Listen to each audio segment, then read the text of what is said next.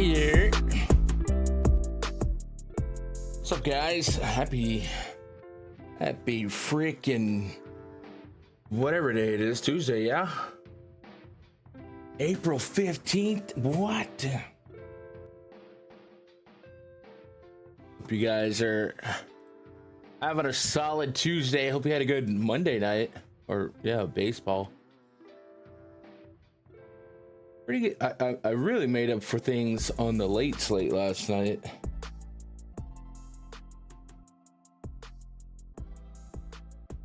Main slate kind of sucked for props for me, but I did all right on DFS. Couple leans did not go the way I was leaning for props. But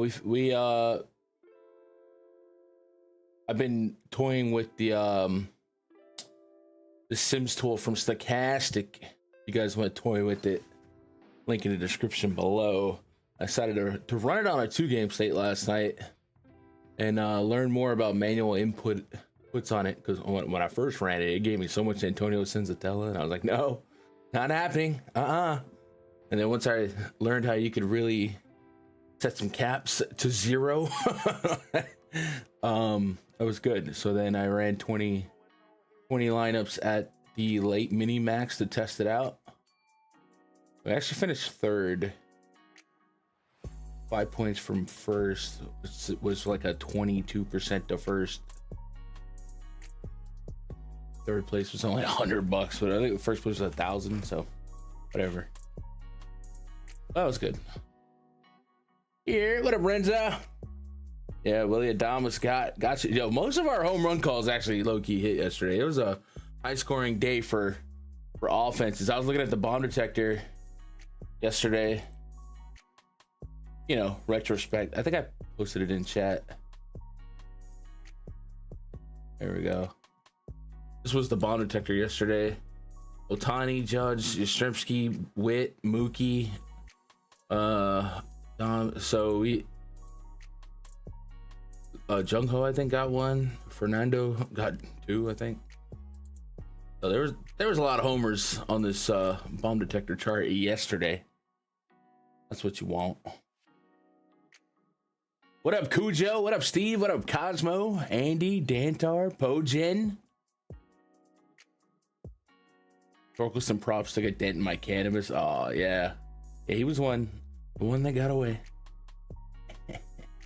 What up, Justin?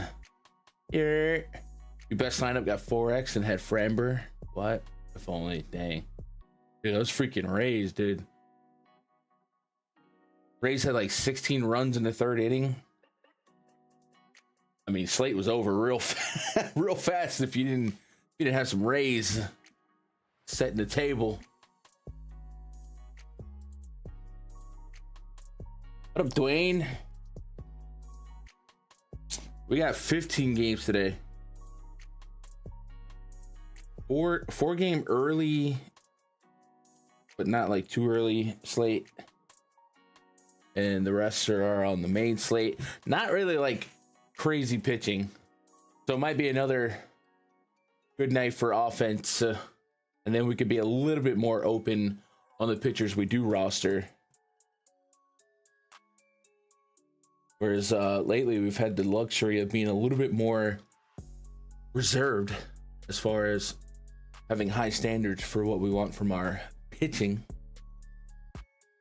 Stream brought to you by MLBGrind.com. Throughout the duration of this stream, we're going to be referencing and making inputs to the premium spreadsheet that is behind the paywall at MLBGrind.com.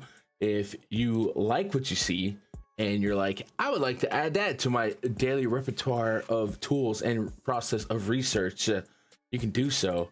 But go into MLBGrind.com, click in premium membership, try out a week pass. I think it's like $15, and then you also get access to the premium Discord, so you get instant communication with myself and then some of the other cats in the community.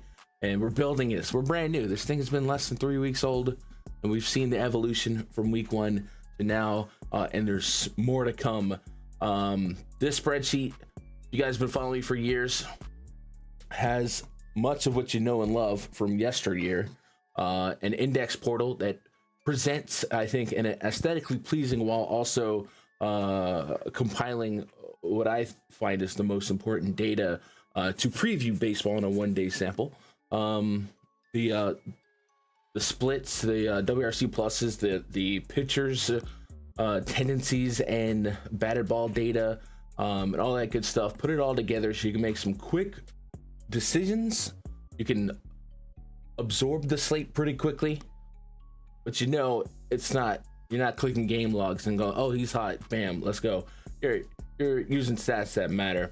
We also build out other tabs in this spreadsheet, such as the bomb detector, to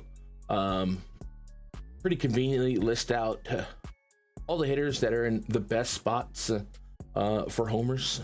And this is something that is built off batted ball data for the hitter, the pitcher, their splits intensive, the park factors considered, and there's a weather grade too. So there's that.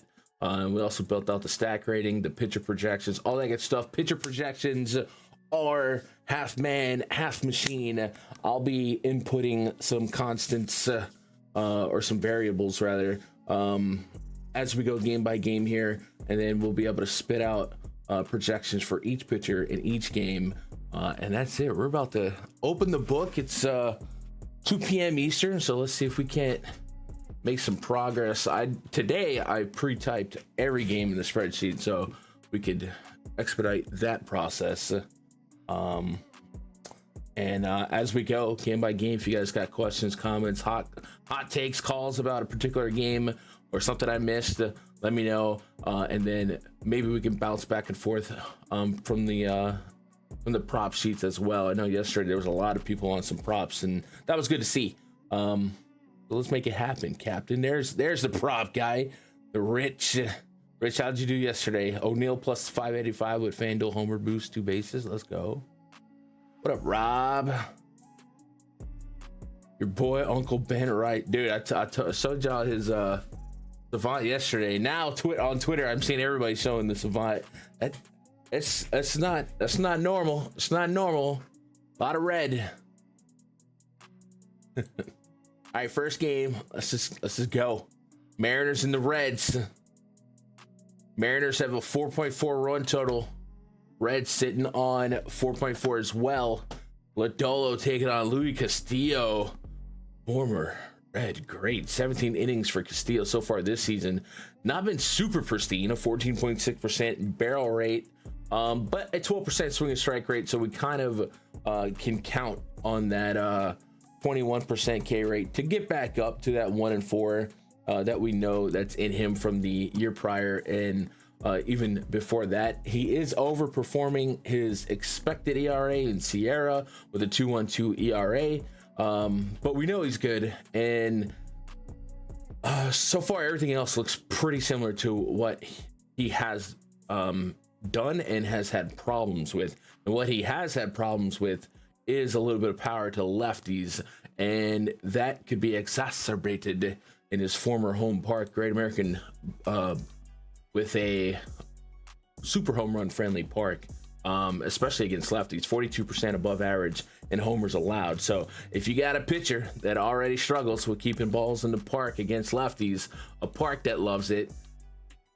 you might want to start taking a look at some of these Reds for a long ball. Not so many lefties to attack for power, but Ellie De La Cruz and maybe some Gavin Lux and maybe Jamer Candelario would be the three that kind of stand out to me. Obviously, all eyes on Ellie when it comes to Reds, but he's almost 6K on that 4-game slate, so you got to go up there and get them.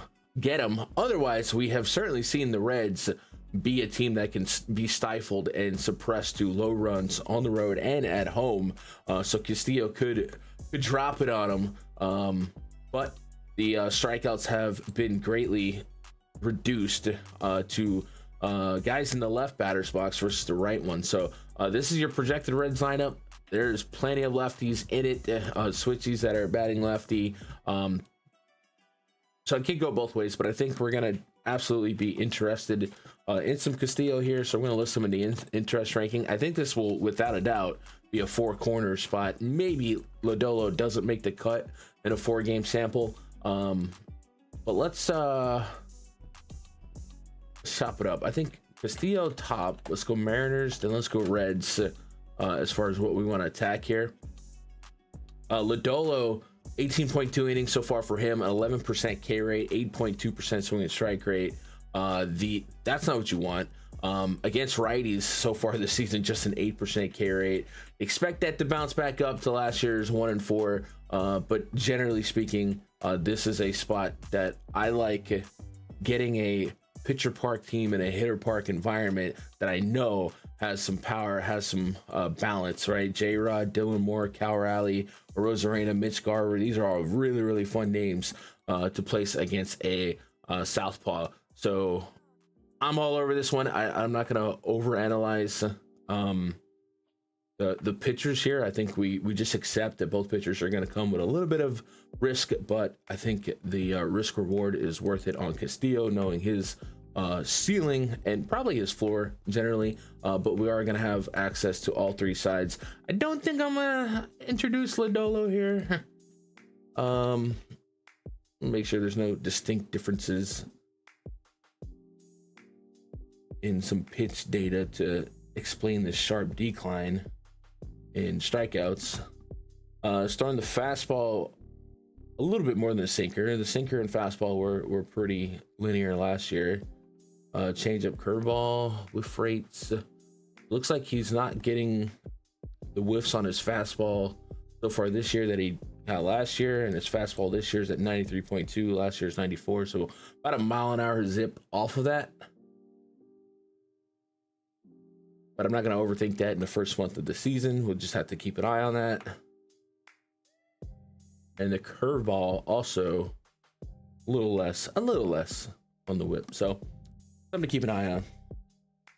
This is the early slate? Yeah, this is the early slate. There's a 4-game early, and then the rest of the games are on the main slate. Here, what up, Anthony? Rice and beans tonight. O'Neal to the moon. I'm with it. Said I had 90% Jung Ho, so only plus 20. So I had Otani and bets over fantasy points to Sensatella under 3Ks, but I kept getting in deposit errors, so I couldn't get it in.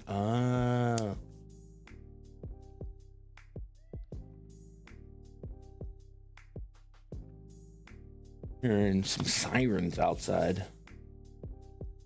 Yeah, Rich, I'm still doing prize picks. I was running dollar units to kind of get the hang of it, because last time I really grinded prize picks, didn't have the demons, the goblins, and the different payouts. Unless I'm missing something, they make it kind of hard to understand the payouts that are boosted. Like no 2 demons are the same. Does that make sense? Like we did a home run card yesterday with 4 or 5, and it was only like plus 80.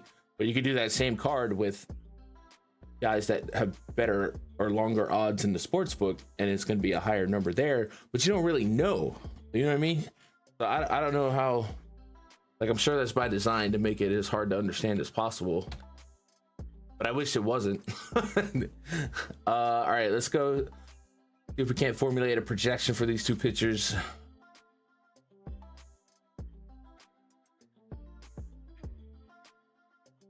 I don't know if they fixed it, but when they first rolled out that 2000X, you could theoretically get the 2000X payout on a flex as well as the other. And it was working like that for the 5X too, but they did fix that. Castillo is sitting at 18 outs.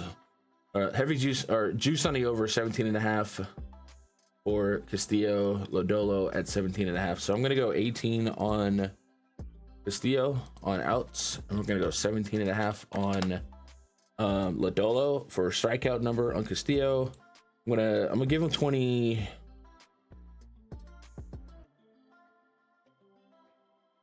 gonna give him 22. 22 walk rate for him. We'll go 8%, keeping him taxed. 8.5, keeping him taxed. And then Lodolo, K rate for him. Got to meet in the middle somehow, right? The swing and strike rate's not there. At least with Castillo, we see the swing and strike rate and everything else kind of close enough that I can give him the benefit of the doubt. Not missing as many bats. I do think he had like the Dodgers or somebody, or maybe the Padres, right? The Giants, Milwaukee Giants. Yeah, 3 games. I'm gonna need to see some. So I'm gonna leave him. I'm gonna put him at 18% K rate. And then for walk rate, we'll go 6%. And that's gonna give me 5.7 Ks on Castillo, 5.8 for Lodolo. How the freak did I get a higher K rate on Lodolo, or a higher strikeout number on Lodolo? I guess it's this right here. What's the lines? These two. 5.5, 5.5. Juice on the under for both of them at 5. So not enough there. I like to see half a point to really kind of be swayed here. I'm going to give Castillo 1.5 on a QS, and we'll keep it moving. I did see with my first glance that there was a lot of positive weather today. And in this game, looks like we got winds blowing out basically the dead center at 12 miles an hour. I'm going to give it a little bit of a boost here. I'm going to give it a 1 weather boost, which again helps your fly ball power hitters. And I think that's going to be something that really might help out our Reds here to dip into these lefty splits. Lodolo, yeah, last year, I'm not going to give him too much credit for the lack of homers so far this season. To righties last year, especially at home. Man, good spot for a lot. 1 through 5 basically are in a good spot to lift one and put it in the air, especially if Lodolo continues to not be able to force strikeouts.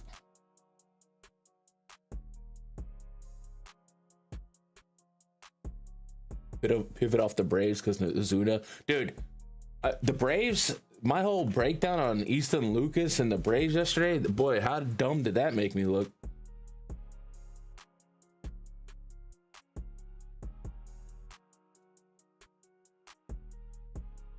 And then the Yankees put it on. They don't have really have descriptors. Yeah. I mean, I like I said, I'm sure. Like that's what they want. They don't want bettors to really understand if they're getting a good or bad deal.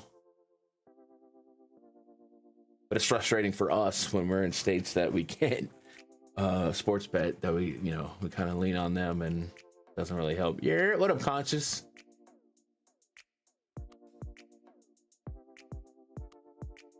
Dude, victory lapping Ohtani when bet is the first time Ohtani gets. Yeah, I don't know.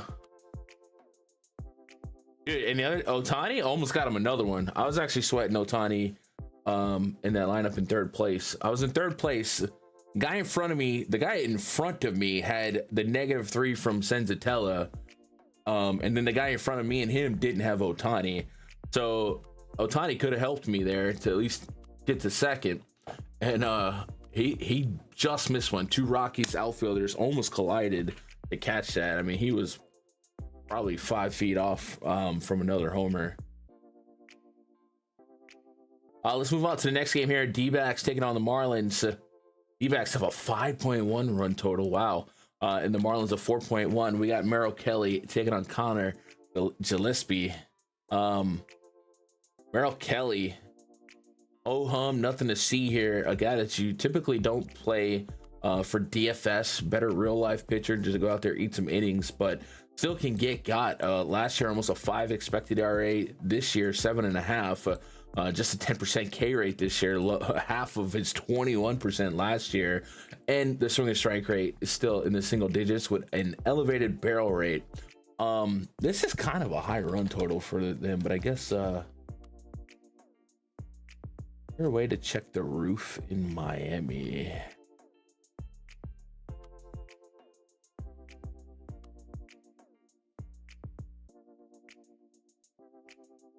So his roof status open. Now, I'm assuming I'm doing this right. Maybe somebody out there can fact check me. It looks like the roof is open in Miami, and that might have something to do with this 5.1 run total for the D-backs, which is going to put it around 80 degrees out there. It is a boost for offense just to have a little bit more of the warm air flowing. But I don't think I need to adjust too much here. Gillespie so far this season, 20% K rate, 8.2% swing and strike rate, a 14% barrel rate. Immediately, D-backs are going to be at the top of the interest ranking here. A little bit interesting in finding some bats in the Marlins to kind of sprinkle in throughout the 4 games on this slate, just because Merrill Kelly is hittable. And there's a couple of flashes of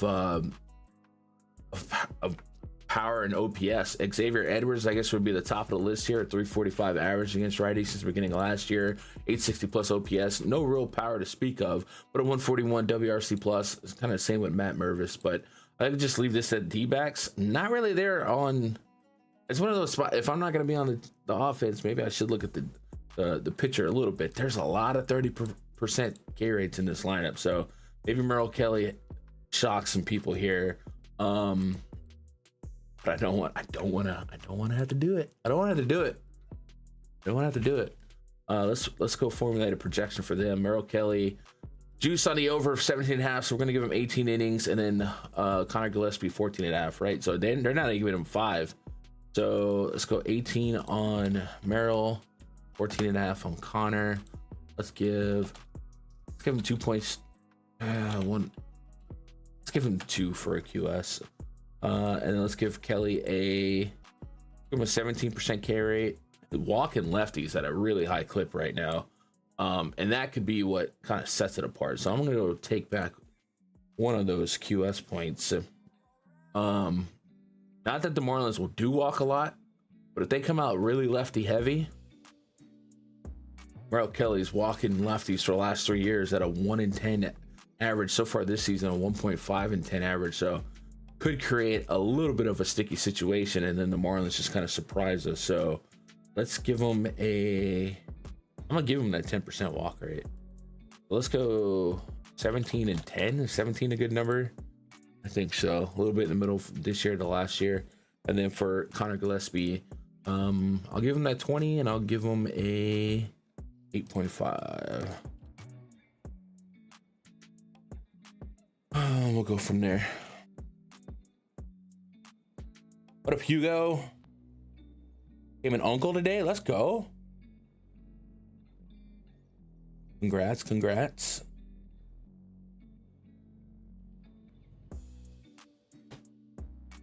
Now we can call him Unc. Certified Unc in the chat.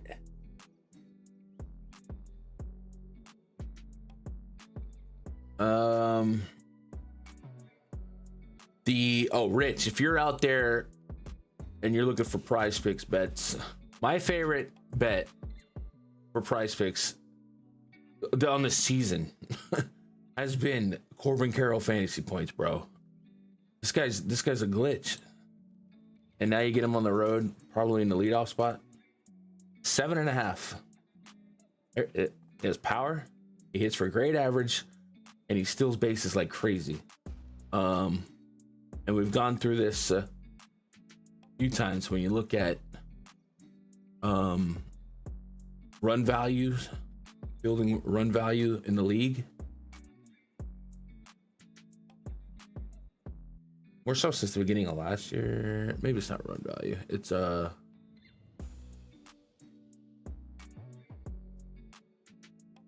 base running run value. Start year since the beginning of last year. Base running runs. Corbin Carroll leads the league in base running runs. Just means he's super aggressive and he will steal bases. I mean, he's almost double what Ohtani and Ellie De La Cruz have offered since the beginning of last year. So that's a great supplement for somebody that's betting fantasy points where you do get credit for the runs or the stolen bases. or to leg out a double, and then this guy could just straight up hit. So I think that's got to be my most bet prop pick on PrizePicks so far this season is Corbin Carroll over fantasy points. They used to give us 6.5, but I'll take 7.5, especially on the road, popping the lid open in Lone Depot. So something to penciled now. Keep in mind. But for DFS, yeah, we're spraying the D-backs in there. I would imagine they come with the highest ownership of that slate. Promised my sister I wouldn't be that uncle, open-ended enough that I got some wiggle room. All right. I don't know what that uncle means. Is it when I was a kid, that uncle was the one that got you beer and let you smoke weed. Nowadays, never mind. Nationals 4.1. I like being an uncle though. I got a bunch of nieces and nephews. Good excuses to go see like the Minions and all those kiddie movies that are just creepy if you're there by yourself. Look, man, I want to watch the Minecraft movie too, bro. Is that you know what I mean? What up, Diego? Yeah. Jake Irvin battling Mitch Keller. 4.1 run total on the Nationals, 4.6 for the Pirates. Again, mediocre pitching all the way around. Jake Irvin, aggregate 19% K rate last 3 years. Elevated barrel rate last 3 years, over 10%. But does pump strikes for the most part. 20% call strike rate this year. Has walked righties at an elevated clip. It's just incredible mediocre to maybe just less than mediocre. So let's go ahead and pump a projection for him. I'm gonna give him an 18% carry, and I'm gonna give him a 9% walk rate based on that. And then for Mitch Keller, I'm gonna give him a 19% K rate, and let's tax him. Let's go 8% walk rate. 18.8. Vegas on the outs here. I don't think we have outs, huh? Oh, there it is. No, that's not it. Mitch Keller. I don't got nothing on Mitch Keller. Why don't they have a Castillo outline? They had one though, right? Did they? Nothing happened to Castillo. They literally had him at 17.5 with juice on the over. He didn't get scratched, right? No. I don't know, man. Yeah. All right. So let's go 15.5 on these two. I don't know. What's up, David? Hope you're all right. Wounded Knee documentary on background for references for Gundacker baseball. Take this effing guy. Wounded Knee. Wasn't that the Ninja Turtles? Stupid.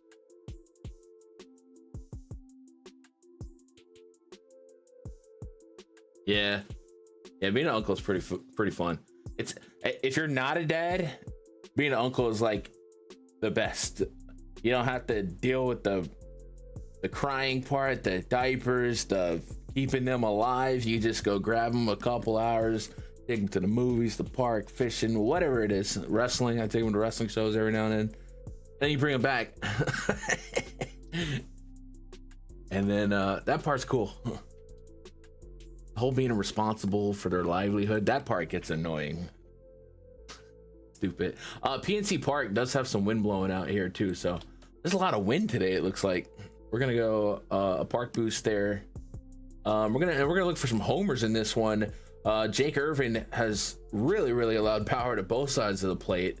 Lefties at a higher clip. So a good spot for O'Neal Cruz. You know what spot this would be an elite absolute free homer would be Jack Sawinski if they put him up in the top of the lineup. Even here you might still get one, and he's super cheap, but we have seen him in the leadoff spot this season, and I see some lineups coming out, but not for this one. What up, Dave? A lot of Daves today. Looking at the batted ball profile. Go batters. Let's go left. Let's go right. Let's go just the beginning of last year. Update. I guess we could just stick it to this year, but keeping them alive might be a requirement. I thought if I shook him, he would stop crying. I was kind of right. Family Guy reference, not me. What am I looking at? Sawinski, yeah? Oh, come on. You tell me I don't have enough sample on that?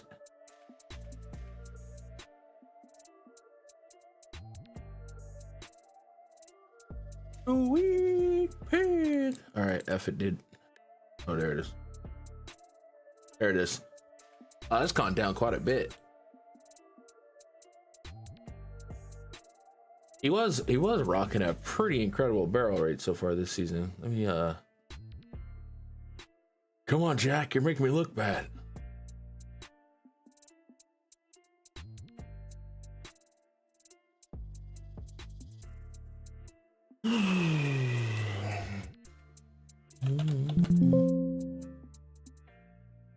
Okay, Ron, we get it.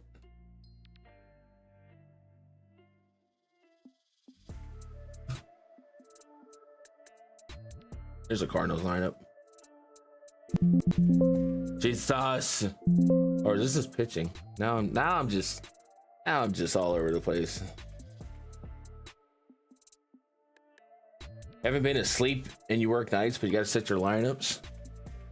Well, you play the main slate, yeah? 9% barrel rate. You can take a cat now. I don't know. Unless you're not playing a ton of lineups. There's not a lot of confirmed lineups out yet, and this is a big one. Well, Jack was on a better tear a couple weeks ago. Either way, I feel like it could be a sneaky pop game here.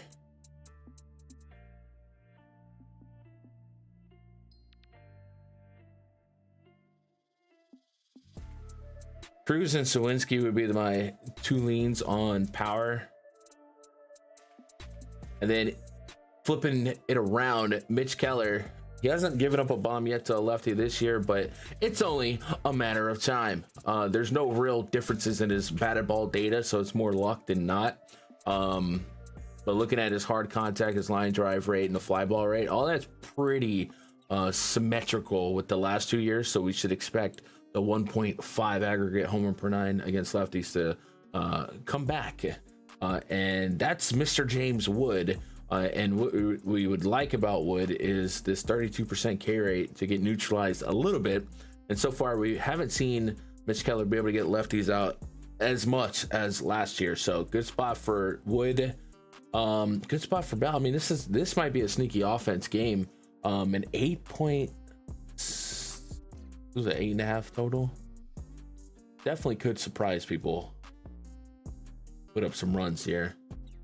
I'm gonna downgrade it to 0.5 on the weather grade.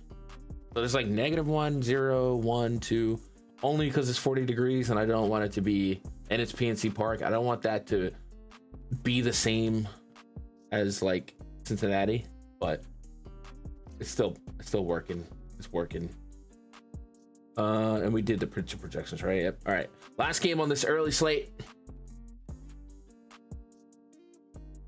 Giants and the Phillies. Justin Verlander and Jesus Luzardo. Luzardo looks like, I mean, you can make a case for Castillo, but in a vacuum, at least this season, Luzardo has been the best pitcher on the slate, if that makes sense. So we got to introduce him in the interest ranking just because this slate, it gets real shallow in the pitching pool real fast. So even a mediocre game out of Luzardo could still be the nuts on this slate. 15 to 18 fantasy points might literally be what you need. So let's put him there without a doubt. Then let's go Phillies, and then Giants, and then let's have an uncomfortable Justin Verlander conversation. Justin, he's already got a girlfriend. 16% swinging strike rate, 25% K rate. That's actually much better than I was expecting. Rough start for him though. rough couple of years of decline, I would just say. But the last 2 games, we've got the swing and strike rate back. Just a 9% against Cincy, then 18.5 against Seattle, 20% against Cincy again. And we saw that first pitch strike rate come back up. Outside of that, though, we got to kind of rub off the Verlander name value and understand this is a more bleeds red pitcher at the end of his handle wick, so to speak. So we do taper our expectations. Looking at his overall metrics so far this season, 25% K rate in the sample would be a 3-year high. So we'll see if he can keep that up. 40% hard contact rate is not what you want. 323 expected WOBA. It's not like crazy. The 412 expected slugging. It's higher than the last couple years. 253 expected batting average. So I don't know, man. Has he gone fake mode in the last couple games, or do we expect him to find it? Right? It's like you want to root for him, but I don't know. Velo on that fastball just under 95, so it's actually a little bit faster than last year. It's going the wrong way. It doesn't make sense. And then the sliders at 88.4. Last year the slider was at 86.7. What?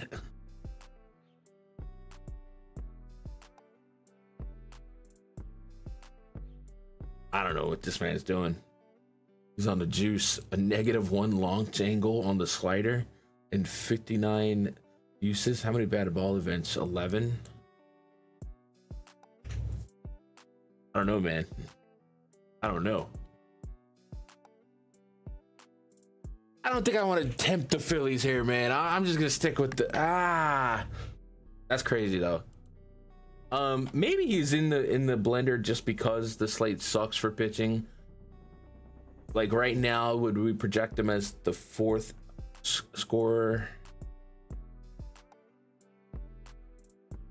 And then coin flip him to the 3rd, and then range of outcomes on Castillo collapsing or Luzardo collapsing. Yeah. All right, I'm gonna put it. I'm gonna do it. I'm gonna do it. What's up, Jesse? Ain't been live that long. We're just finishing the early slate. Is it viable on the 11 gamer to play top picks per dollar from different games if you don't like most 3-4 man stacks? In single entry, maybe. I just think no matter, especially the bigger slates, seems like no matter how many times you slice it, stacking is king. I think you could get away with it in small field single entries if you just have a hankering for a bunch of these, top 3 in the lineup guys that project really well. But if you're talking big field tournaments, man, I think you just got to understand stacking is the wave, right? And pre-flop, getting to 4 or 5 guys on the team never feels fun. Like the Rays yesterday, obviously they were in our blender, but you get to 4 or 5 Rays, you start, I don't know about that one real quick, and you just kind of have to let that go. What up, Hunt? We got a lot of Anthony's and a lot of Daves. Not complaining. Those are 2 very distinguished, sophisticated names. Baltimore, St. Louis drop. Nice. We haven't got to that game, but we'll be able to get that going. You like Juice Monster? I don't know what that is. Sounds like a hybrid rapper, like Juice World. Whatever. All right, let's do a projection here for these pitchers, and then we'll keep it moving. Wait, didn't we do? Oh, we didn't do a run total in this game. 3.6 run total for the Giants. Wow. Respect on Luzardo. 4.6 for the Phillies. Wind is blowing left to right here. I guess a neutral impact. Let's give Verlander I'm gonna give him a 21% K rate. I'm giving him a little benefit of the doubt. Then I'm gonna go. He's got a 14% walk rate to lefty so far. That's a problem. Then I'm gonna go 8%. So we'll go 21 and 8. And then Jesus Luzardo. I'm gonna go back to this 28% K rate that we saw 2 years ago. Gives him a little bit of tax on his 36 now. So we'll go 28 and 7. And it does feel like the Giants would be my least favorite offense here, so that likely means Luzardo ends up being your highest owned pitcher on that slate. Luzardo juice on the over on outs, so we're gonna give him 18 outs, and we're gonna give Verlander 16 outs. And that we got to give Luzardo. We'll give him 2 points towards a QS. So that'll give us our early slate pitcher projections. Actually got Merrill Kelly up number 2. How did that happen? I think it's just the fact that the other team strikes out so much. And we gave him a little quality start. All right, we just got to trust the numbers here. So it actually ranks out Kelly over Castillo, which is pretty wild to see. That's, yeah. All right, whatever. Stack rating. Philly number 1, Seattle, Reds, Washington, San Fran, Pittsburgh, and then Miami's down at the bottom. Oh, I get it. Here, what up, EB? Played Easton Lucas, yeah. I didn't play him at DFS, but I was certainly thinking he was undervalued and could get some strikeouts, and he just did. And then when I saw Ozuna out, I was like, all right. And then he just got bopped. Got Billy Bopp. What up, Travis? Would you say going forward, Tatis's a must play? Was he homered in 4 or 5 straight now? Something like that.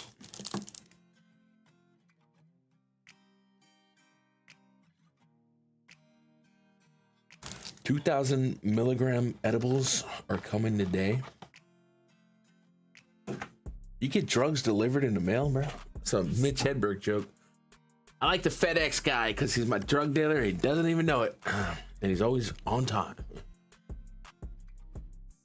Are you guys shipping each other drugs? Should we be? Okay. I don't know if you guys want to pluck. Not really much to pluck from this game as far as offense. Like, you know who you like from the Phillies. If Luzardo fails, going back the last 2 years, a little bit of a home run bug to righties. We've seen Elliot Ramos, Willie Adames, kind of deliver. We've seen him last year give up homers to lefties too, and Jung Ho Lee's on a heat check right now. But yeah, what we're rocking with. Got that reference? Let's go, Mitch Hedberg, the GOAT. Oh, let's go confirm the Reds lineup. Yeah, they're leading off Frito. Matt McClain is back in the sack. Ellie De La Cruz, Lux. All right, Austin Hayes, Jamer Candelario, Christian Encarnacion Shrine. I gotta go fix his stats real quick. Jose Trevino.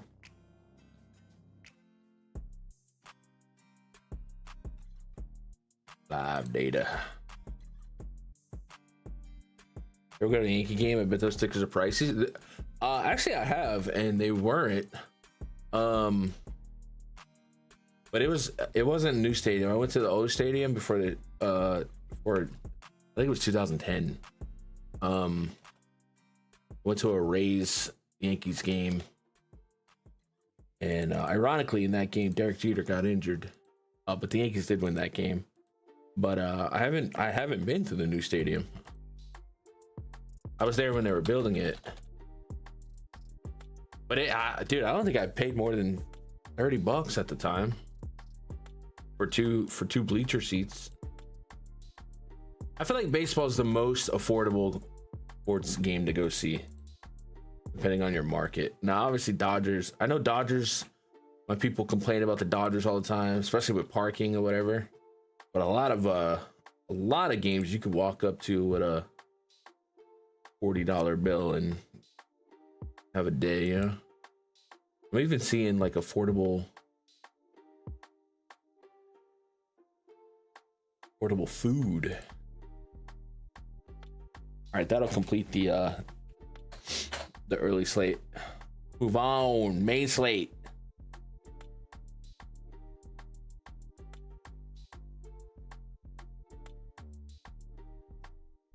We do have a lot of Travises, huh? Well, there's a lot of parity in our community when it comes to names. What's that about?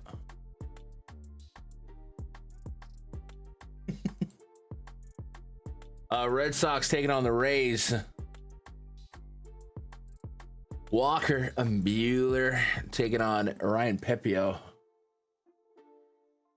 4.3 run total for the Red Sox. 4.9 for the Rays.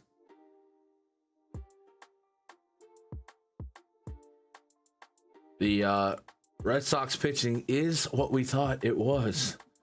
Yesterday got real rough for old Tanner Houck. Bullpen for the Red Sox pulled out 4 arms. Michael Fulmer, which I think he used to start for the Tigers. He did a lot of the long relief, so he's likely not available today. He's definitely not. Josh Winkowski. So they didn't have to go to the quote-unquote good arms, but man, this bullpen I think is beatable. And if Walker Buehler can't go long with his 1-in-5 K rate and 8% swing and strike rate, it'll be another day that the Rays do well. Now, what I'm about to show y'all means absolutely nothing. What I'm about to show y'all is as valuable as BVP, which means it's worth absolutely nothing. But it is kind of funny, and some of y'all might care. The Rays have not won on April 15th in the last 14 years.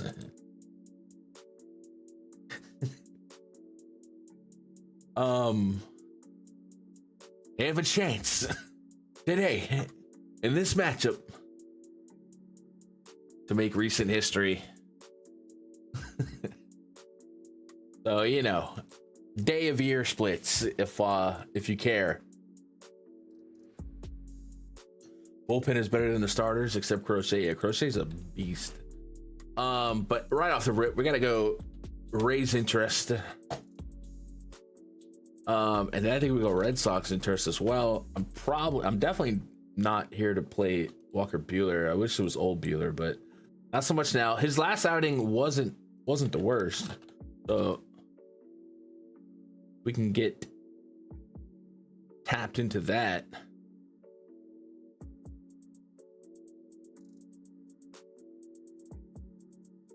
%, guaranteed a Red Sox win. 11% swing and strike rate against St. Louis. 5.6% against Toronto. Wait, 5%? He had 7 strikeouts. I hate when this happens. He had 7 strikeouts in 6 innings against Toronto. With the 5% swing and strike rate. What in the name of Bartolo Colon are we doing?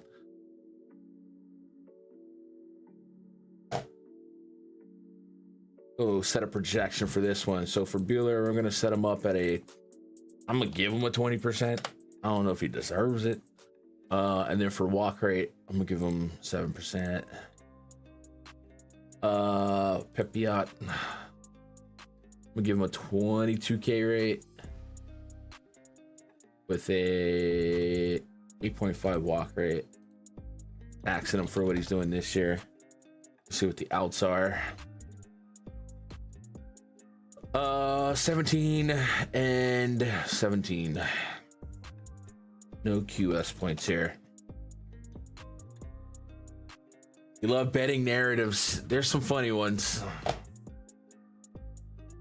So I really don't have interest in the pitching. I do think Pepia is a little bit more intriguing because he does have some more strikeout pedigree in him.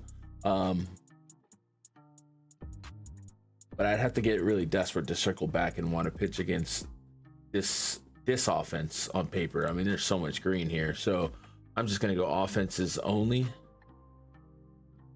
for now. Definitely don't see myself getting a Bueller. If in a pinch, you can maybe sell me on a little share of Pippi. What do we get on a Pippi on strikeout? Give me 6. What's the line on the books? That's right, 6. So literally smack dab on the nose. Got all the yeah. That dude was getting a contract by Sherman Williams because he was painting. Stop, dude. That's not even funny. Not even funny.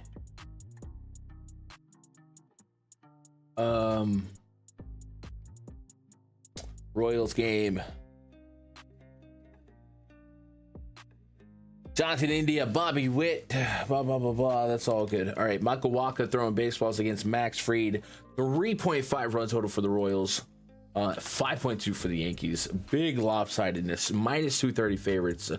Or is Max Fried in the Yankees? Let's do some game notes. The 2 favorites. Fried's U.S. implication. Yankee Stadium has wind blowing out to center. We're gonna give them a 1, and it's 60 degrees. I'm gonna give them a 1.5 on the weather boost.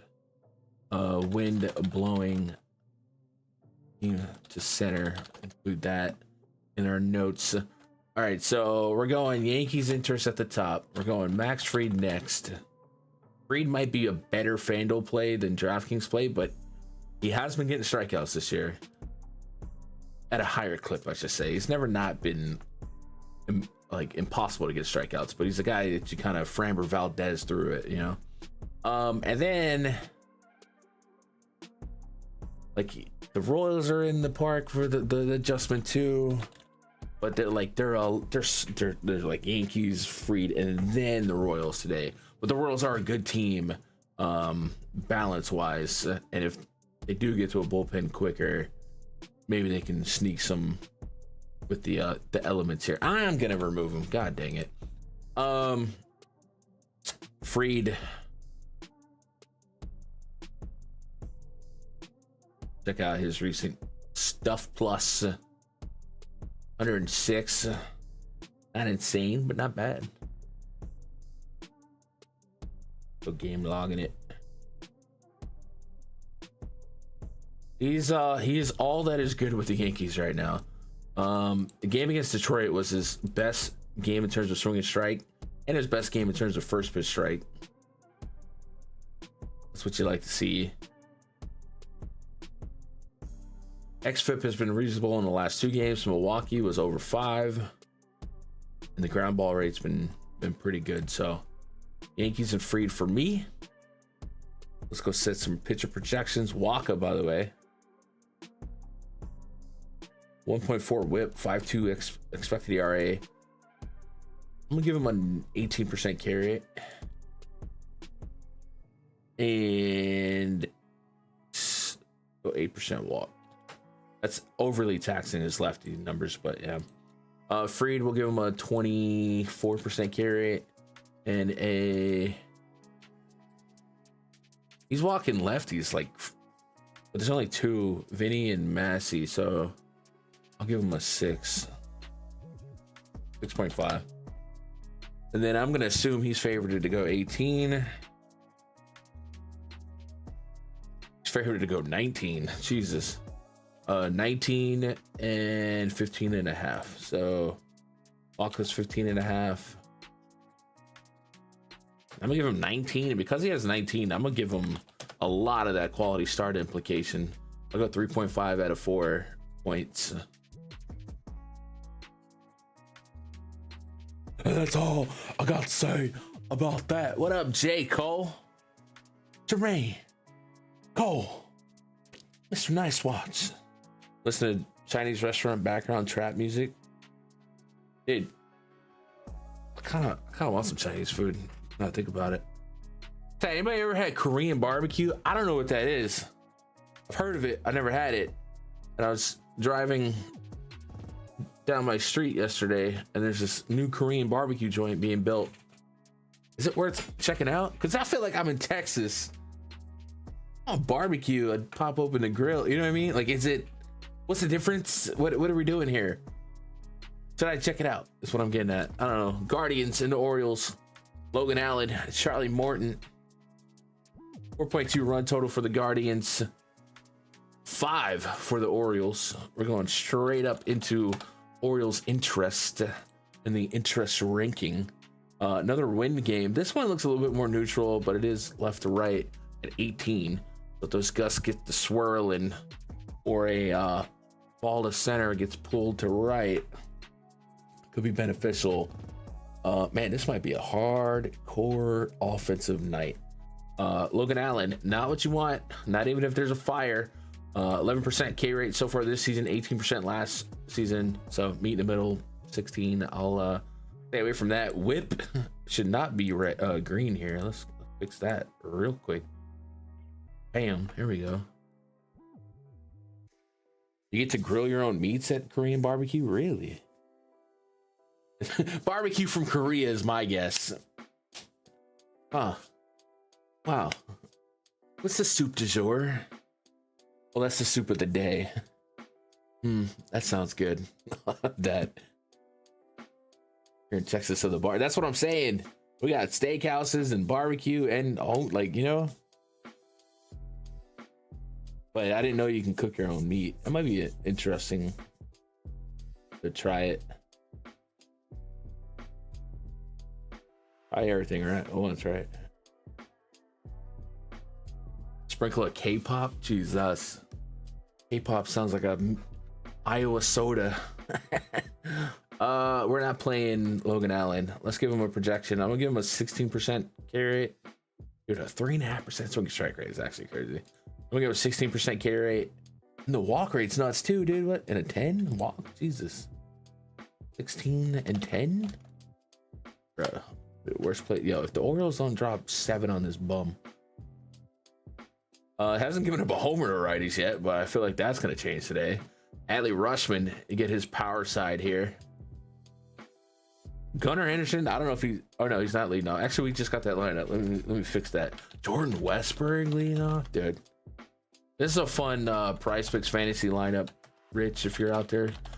Tyler O'Neill gets that guaranteed first inning at bat now. Mountcastle. Oh, this lineup is. Let me see. Where's my coffee cup? I put the coffee cup on the edge of the desk. I'm gonna knock it over with no hands. Looking at this lineup, dude. You know what I mean. You know what I mean. Yeah. But my Riz button. Hello. All right. Well. Oh, I turned the number key off. Whoops. All right. Well, I meant to do this at the end of that. Whatever. It's not even funny anymore. I ruined it. Cedric Mullins, Ramon Laureano. They went from Arias to Laureano. It's still a Ramon, so it counts. Yeah, this lineup's dirty. We might see some substitutions at the bottom of this lineup, though. Also, Mullins is a lefty. What are we doing here, Blue? What are we doing?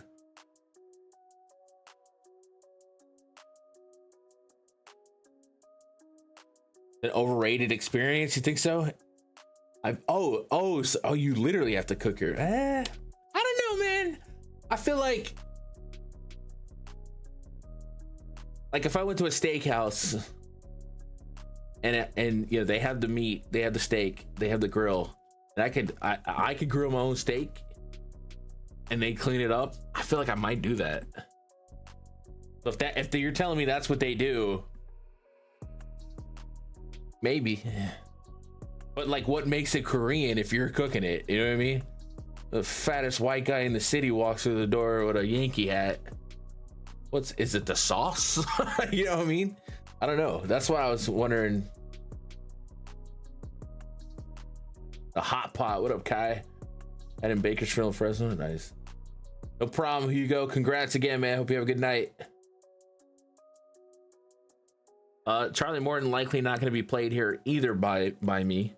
Does have a 1 in 4K rate so far this season, but it's accompanied by an extremely high whip, 1.88 on the whip, and that whip's been pretty high for the last couple of years, with the elevated expected ERA as well. So a lot of risk going into rostering Morton.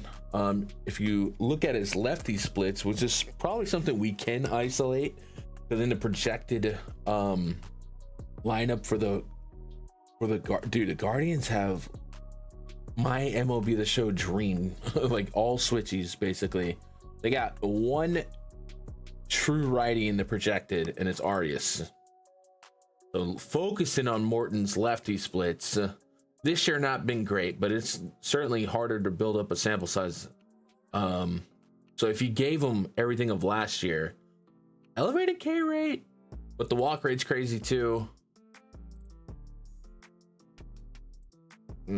I guess there's a non-0% chance that he could stun us there, and there is some strikeouts in the bottom of this lineup, but I don't want to play Charlie Morton. I just don't want to do it. I'll go Guardians, but maybe like sub-stack Guardians, you know? I'm just hoping Morton gets through it outbreaking the slate, right?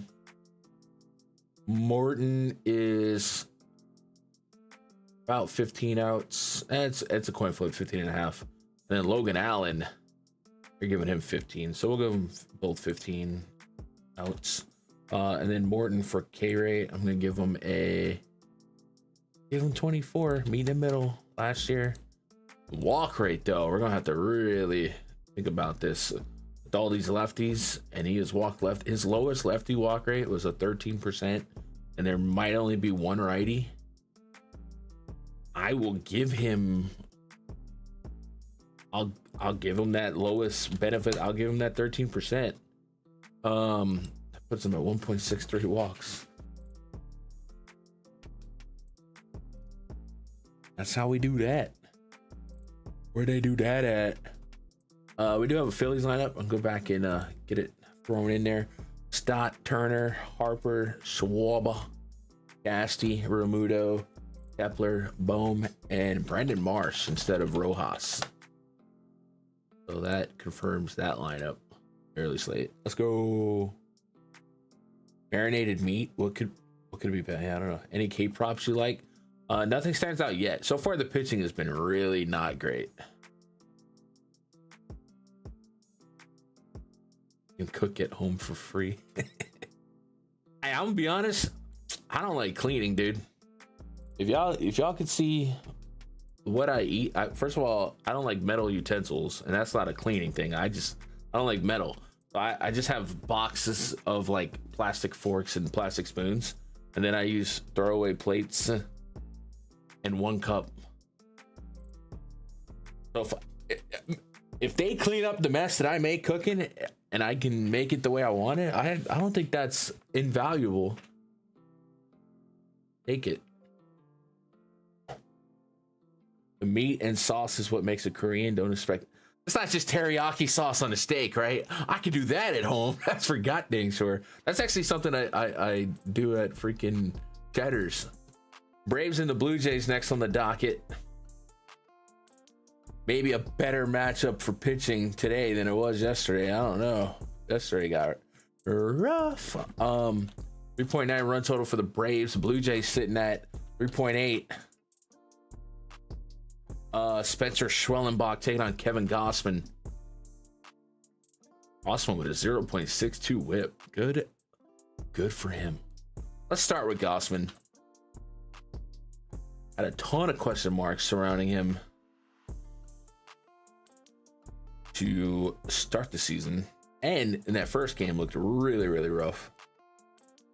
All right, let's go to Stuff Plus first and foremost. Been above 100. You like that? Plate discipline. 15.1% swing and strike rate against Boston, and Boston, that lineup's not necessarily big on the whiff and big on the strikeouts. 70% first pitch strike in that game. So that's what you like to see. Pitch velocity, anything different? Actually threw slower in that game a little bit. But 3 pitches. Fastball. He didn't throw the slider that much. So is that a thing? Or was he just ahead in counts and didn't need to do it? Like, is it one of those sliders his worst pitch and he's like, I should stop throwing it?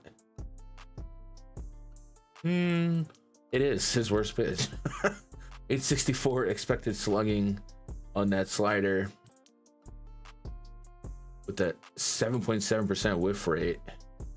But I mean, you're not going to survive as a 2-pitch pitcher for long as a starter. So he's either got to get that or bring back the sinker or something. You know what I mean?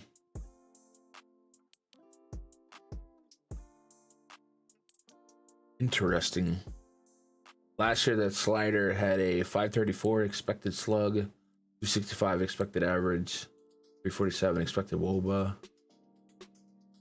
Fun with small samples. This is a heavy strikeout team that will not have Ozuna, at least for this series. They did get to the kid yesterday, but that kid was a lefty, and Gossman throws righty, and I'm leading. Dude, I think we get to some Gossman here, right? Because I mean, it's letting Vegas do a little bit of the work for us. A sub 4 run total. Their best player's not in the lineup. They have 2 players with a positive WRC plus against righties. And this is a lot of strikeouts. So I think I have to introduce Gossman into the mix here. And then Schwellenbach has been really good. Aggregate 14% swing and strike rate since the beginning of last year. 1-4 K rate. Whip is pristine. Expected ERA really good. You got to go up there and pay for him today, and I do think that matters today on a massive slate. And it also matters because not only are you paying for the talent, but you're paying for a bad matchup in terms of strikeouts. This Blue Jays team, we have a confirmed lineup, so let me pause that thought. Addison Barger, what the F is that? Barger. Miles Straw randomly homered yesterday after I joked about him. That was cool. Appreciate that. I'll tell you what, this Blue Jays lineup just added a couple more strikeouts, but it's still a 17% aggregate K rate since the beginning of last year in that split. And if we look at team batting stats so far this season, just this season versus righties, K rates. Blue Jays have the lowest K rate.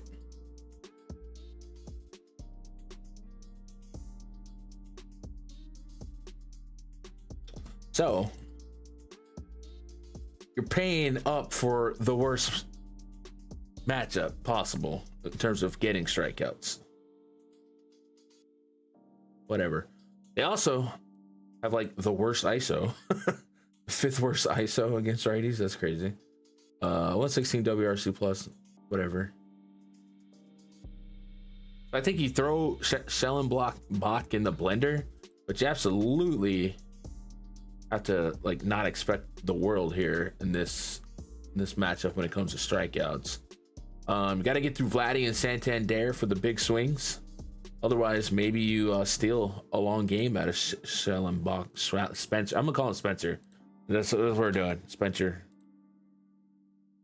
But a lot of ground balls too. You like to see that, and we did see him get up to 99 pitches in 8 innings. So he's actually not giving you less than a quality start, right? So let's go set some projections here.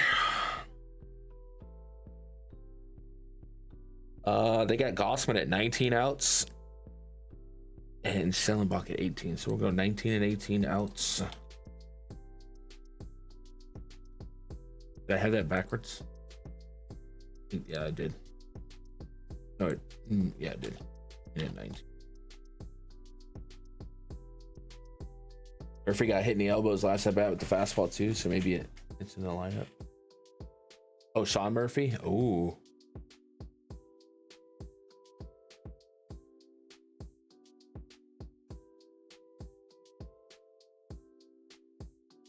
Monster Garage. I think I've seen one episode of that. Give him a 25.5% carry rate. Walk rate is great. I'll give him 4%. Gossman, I don't know what to do. I think if I just give him a 20, I'm gonna give him 21. Like I can't give him more than his average for the last 2 years. And then for walk rate, give him a 6. But I think they this side only has a 23. That gives me, we gotta put, I'm gonna give Gossman a lot of points towards a quality start. I'm gonna give Spencer 2.5. Jesus, words. For K's, that gives me almost 6.5 on Gossman, 5.4 on Spencer. Gossman, 6.5 or 5.5. I am a half over that, and then for Spencer, 4.5. I am 4.5 is.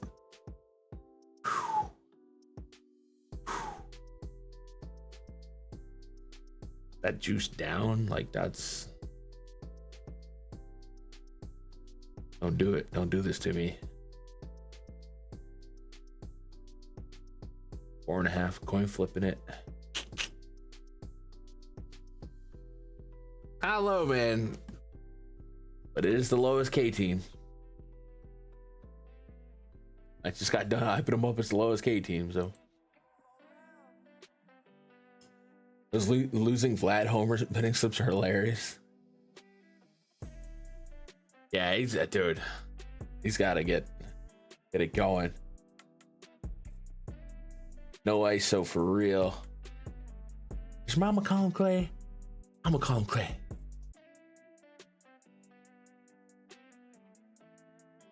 Well, I can't talk about Luther Vandross. Oh, what you gonna do about it? White Sox and the Athletics. Jeffrey Springs taking on Sean Burke.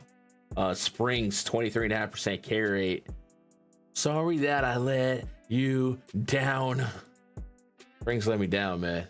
He let me down against Chicago, but kind of bounced back to okay, but not great against San Diego, getting 6 innings. Let's go pull up. Because I'm willing to say that the Athletics have like 2 good pitchers, Mason Miller and Jeffrey Springs. But Jeffrey hurt me. He hurt me. Let's go stuff plus for Jeffrey so far. Wow, he's actually 7% below. Oof, that's not what you want. That's not what you. It's not. It's not great. Then we go game logging it for Jeffrey in those 3 games. Double-digit swing and strike rate in each game, but the Chicago game. And then elevated xFIP in the last 2 games. San Diego, hard to strike out, and Chicago's second best offense, arguably the best. White Sox is none of that, but this lineup doesn't have the strikeouts you would think. It is going to get juiced on the aggregate because the guys that do strike out, like Robert, Michael A. Taylor, and Amaya. And Amaya is dealing with a little bit of small sample. I guess what I'm asking is, are we playing Jeffrey Springs in this White Sox lineup with a very bad WRC plus, a 3.7 run total? I think there's some merit here. Before we get to ranking, Sean Burke, 13% K rate so far this season, 8.8 expected ERA. Have not rostered him yet. Don't think I want to start today. Angels, Twins, Guardians.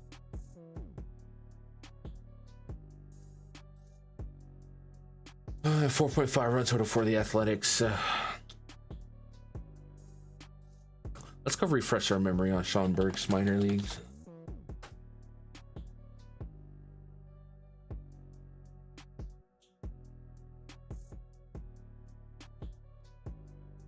Just be saying stuff.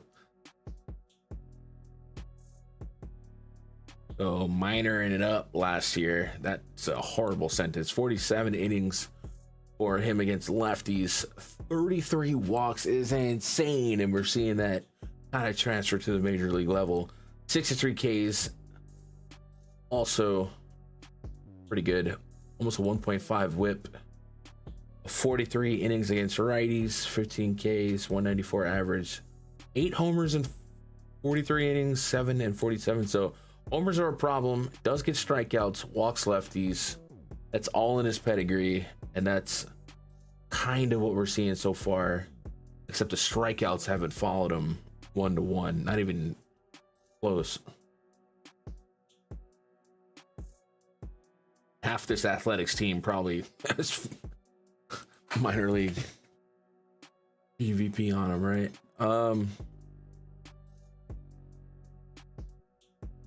Man, 6,200, awfully cheap. I think we go a little bit of Springs. And I think we go a little bit of Athletics. But probably Substack. And if I'm playing Springs, who's making me worry? So Savon, I don't know. I'll try and scrub off some of my confidence issues with Springs. Let's go get a projection set up. Let's give Springs a 24% K rate. I think that's fair, and a 8% walk rate. And then for Mr. Burke, we're gonna give him a. Their strikeouts coming. It looks like I'm gonna give him a 20%. That's a 7% boost. Meets me halfway to last year with a walk rate, and this walk rate is really against lefties, and the same thing in the minors. And the Athletics lineup has just 3 projected lefties. I'm gonna go 9. 9 is a good tax, right? I'll go 20 and 9, but if you went higher on Burke on his K rate and you wanted to believe in his minor league numbers a little bit more, which is 20 strikeouts more than innings pitched, like it could be there against a righty heavy Athletics team. I'm not gonna do it. I gotta be fair. You guys show me at the big league level a little bit, especially if you've already shown me that you struggle. But for those of you that want to get crazy, I don't know, maybe there's a cheap enough strikeout prop for him. 4. What did we get? Oh, we didn't get outs yet. Hello.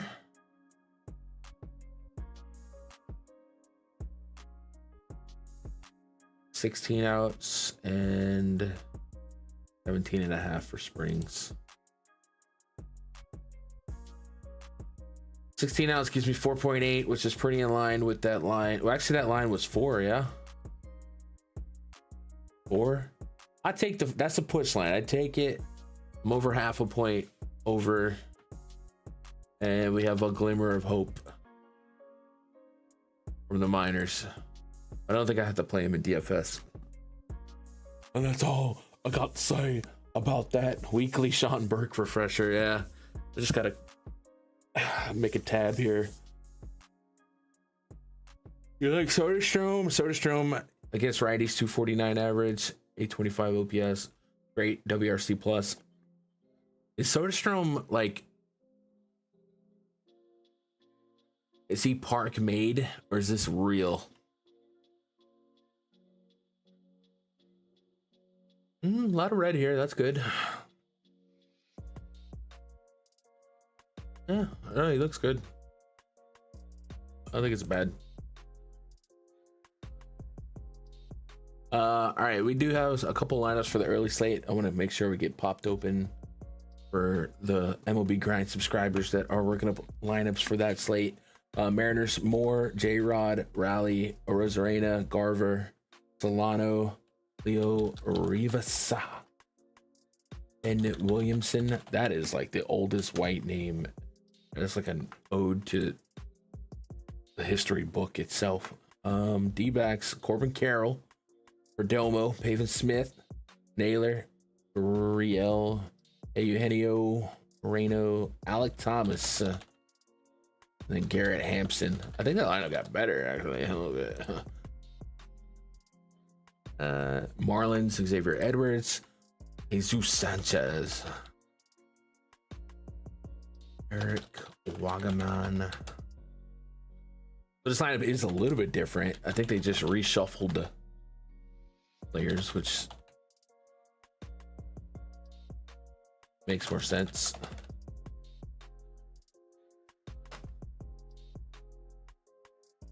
And nothing has changed for run totals.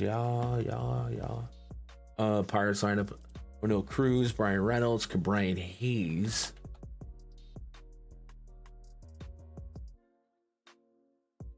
Jack Sawinski batting fifth. This, I'll tell you what, the Pirates lineup looks better to me now. And Tommy Pham, Adam Frazier, IKF, Henry Davis. Against Irvin, I'm gonna put the Pirates in this blender over here.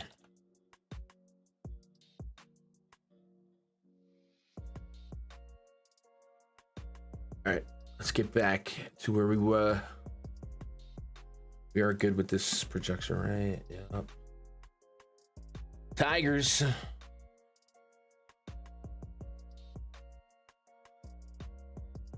And Brewers, Zach Flaherty taking on Quinn Priester. 3.9 run total for the Tigers. Brewers sitting on 3.8. Flaherty, really good start for him, picking up where he left off last season, almost a 30% overall K rate. I'm gonna get you out of there. He should be traded to the Yankees. Right off the rip, we got to have some interest in Flaherty. Both teams have sub 4 run totals, so respect to the pitching. Priester, I don't know that he should be as respected, but the Tigers are the Tigers, so I get it. Flaherty, if he's gonna bleed a little bit of power to lefties, I don't know if that's like Comerica saved. Maybe it would go up in a park like American Family Field. I guess there's one way to find out. Flaherty. Let's check out his home runs per park.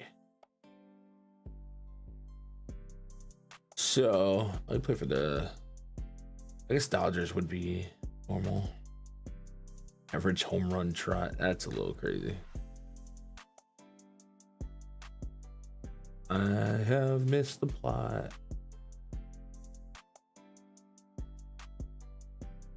What did I do wrong?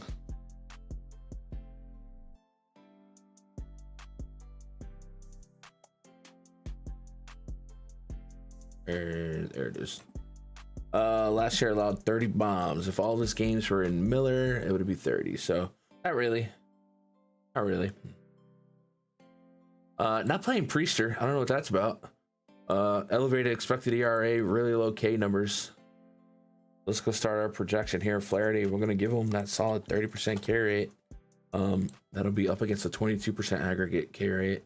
Walk rate, we'll put him at 8. 8.5. Priester, we're going to give him my 17.5% K rate. Walk rate. I'll give him a 9. I don't know. He's all over the place. The projection's not really gonna ever put him in consideration for me here. 16.5, slightly over, but not really that much. Not a lot of juice on his outs here. That's a little concerning. Guess that's why 2 to 3 walks per game so far. Really struggling with the zone against lefties, and there's a lot of lefties that can work a pitch count. 2-ring, almost an 8.5% walk rate. Yelich 13%. Garrett Mitchell 12%. Maybe we tax him a little bit more. Let's go 10% walk rate there. Then we go back to the outs here. I'll put 16.5, man. I'll just let, there's no reason to feel like I'm smarter than Vegas. It never works for me. For Priester, what are we thinking? 14.5. Got 5 innings on 72 pitches. We'll go 14.5. And we will go from there. By the way, that gives me Flaherty 6.2 Ks, which is probably linear to the line at 6. Yep, 6. Jackson knows. The projection knows. Mets and the Twins. Tyler Maygill taking on Bailey Ober. Another win game, much like yesterday, when blowing out to right. Soto almost got me. Maygill 27% K rate for him on the season, $1.25 on the whip. The Red Sox lineup 2% barrel rate. That's what you want. Last year an 8% barrel rate and bigger sample, but so far so good. Pretty pristine numbers. Bailey Ober 20% K rate so far this season, 174 on the whip. Elevated barrel. The swing and strike rate still in the double digits. I do think we might see the strikeouts come, but it may not come today. So I think right off the rip. And Maygill feels a little too cheap under 8K here. Right? That feels a little too soft, especially on DK. We're going to go some Maygill interest. I'm going to go some Mets.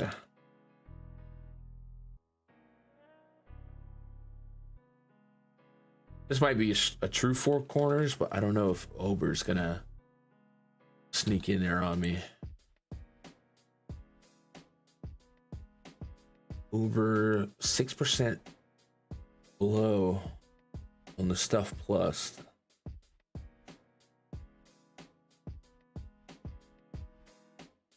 Back-to-back games with double-digit swinging strike rate, so it does kind of erase the first game. Houston and Kansas, I mean, you got to get those. Getting positive grades on the fastball. 2 games in a row. The changeup did well last game. Batted ball. Some balls in the air. That could be a problem. It's got a 60+%, almost 70% the last year. Combined line drive and fly ball rate with no infield fly balls. So not popping anybody up. I think I'm a little bit interested in the Mets because of that and the wind. So we'll go Maygill, Mets, Twins.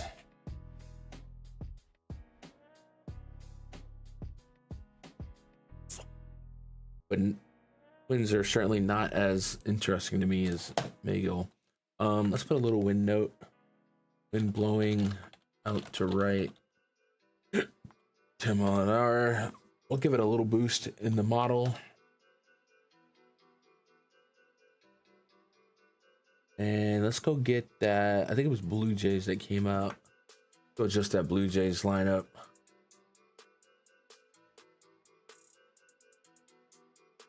Oh, wait, no.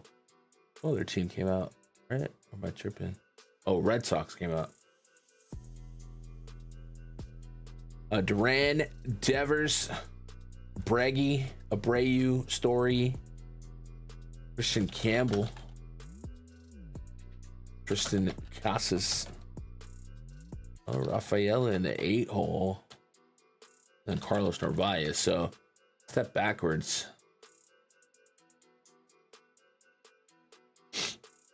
But still decent lineup. Anything else on this early slate drop that we need? Nats and Pirates we did.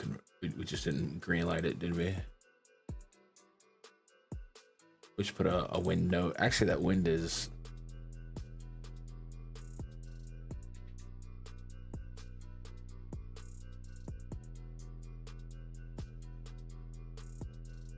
Might be a lot of homers today. Let's get back to Cardinals and Astros.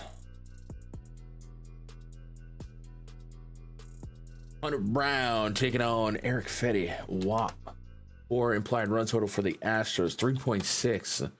for the Cardinals. Cardinals lineup has come out. It's going to be Newbar, Wilson Contreras, a little two-hole catcher, Brendan Donovan, Nolan Arenado, Alec Burleson, Jordan Walker, Nolan Gorman, Angel Pius, and Michael Yanni. All right. Schwellenbach K-Prop's only 4.5. Yeah, man. So I'll say my projection for Schwellenbach came out at ridiculous 5.4, but I gave him 18 in line with Vegas. But the downside is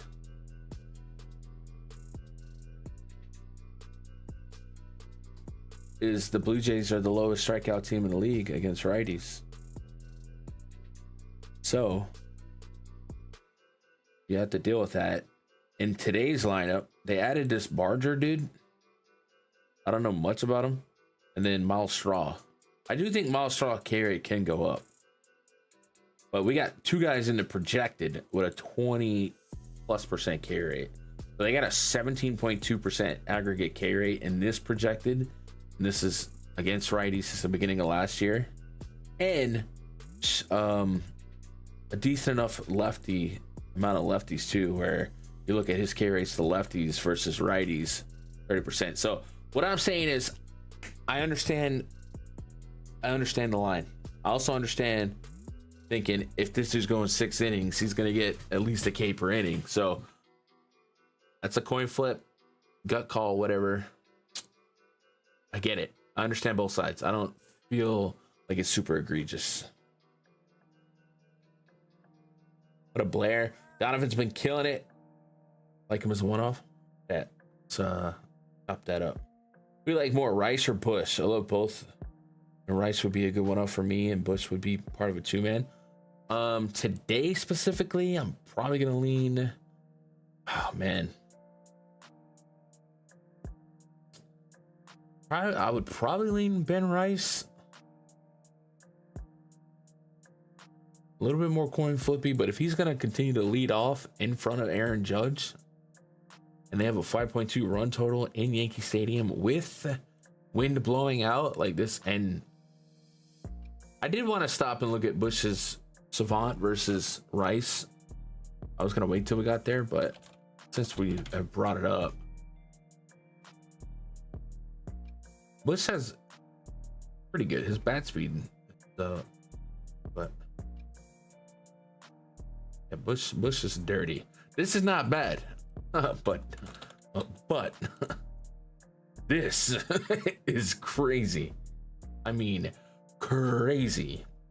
So I would just, if I had to isolate, leading off in front of Aaron Judge with a 5+ run total, with wind blowing out over the short porch in Yankee Stadium, and you're a lefty, it's gonna be, and your Baseball Savant page looks like this. I think I go Rice in that spot, trying not to be biased. Yeah. All right, Eric Fetty, not playing him. We know that. Hunter Brown, though, unique situation here. Big time K stuff, big time gas. And at 10K, we're getting a big time price. We do get the benefit of a pitcher's park, 10% below league average in homers allowed. Not that he gives up a ton of homers anyway, but he can with that fastball doesn't zip sometimes. And this Cardinals lineup is a little half and half. Half this lineup strikes out aggregate 30%. The other half is like 15%. So I think we're getting there no matter what. But we do open a door for a little volatility.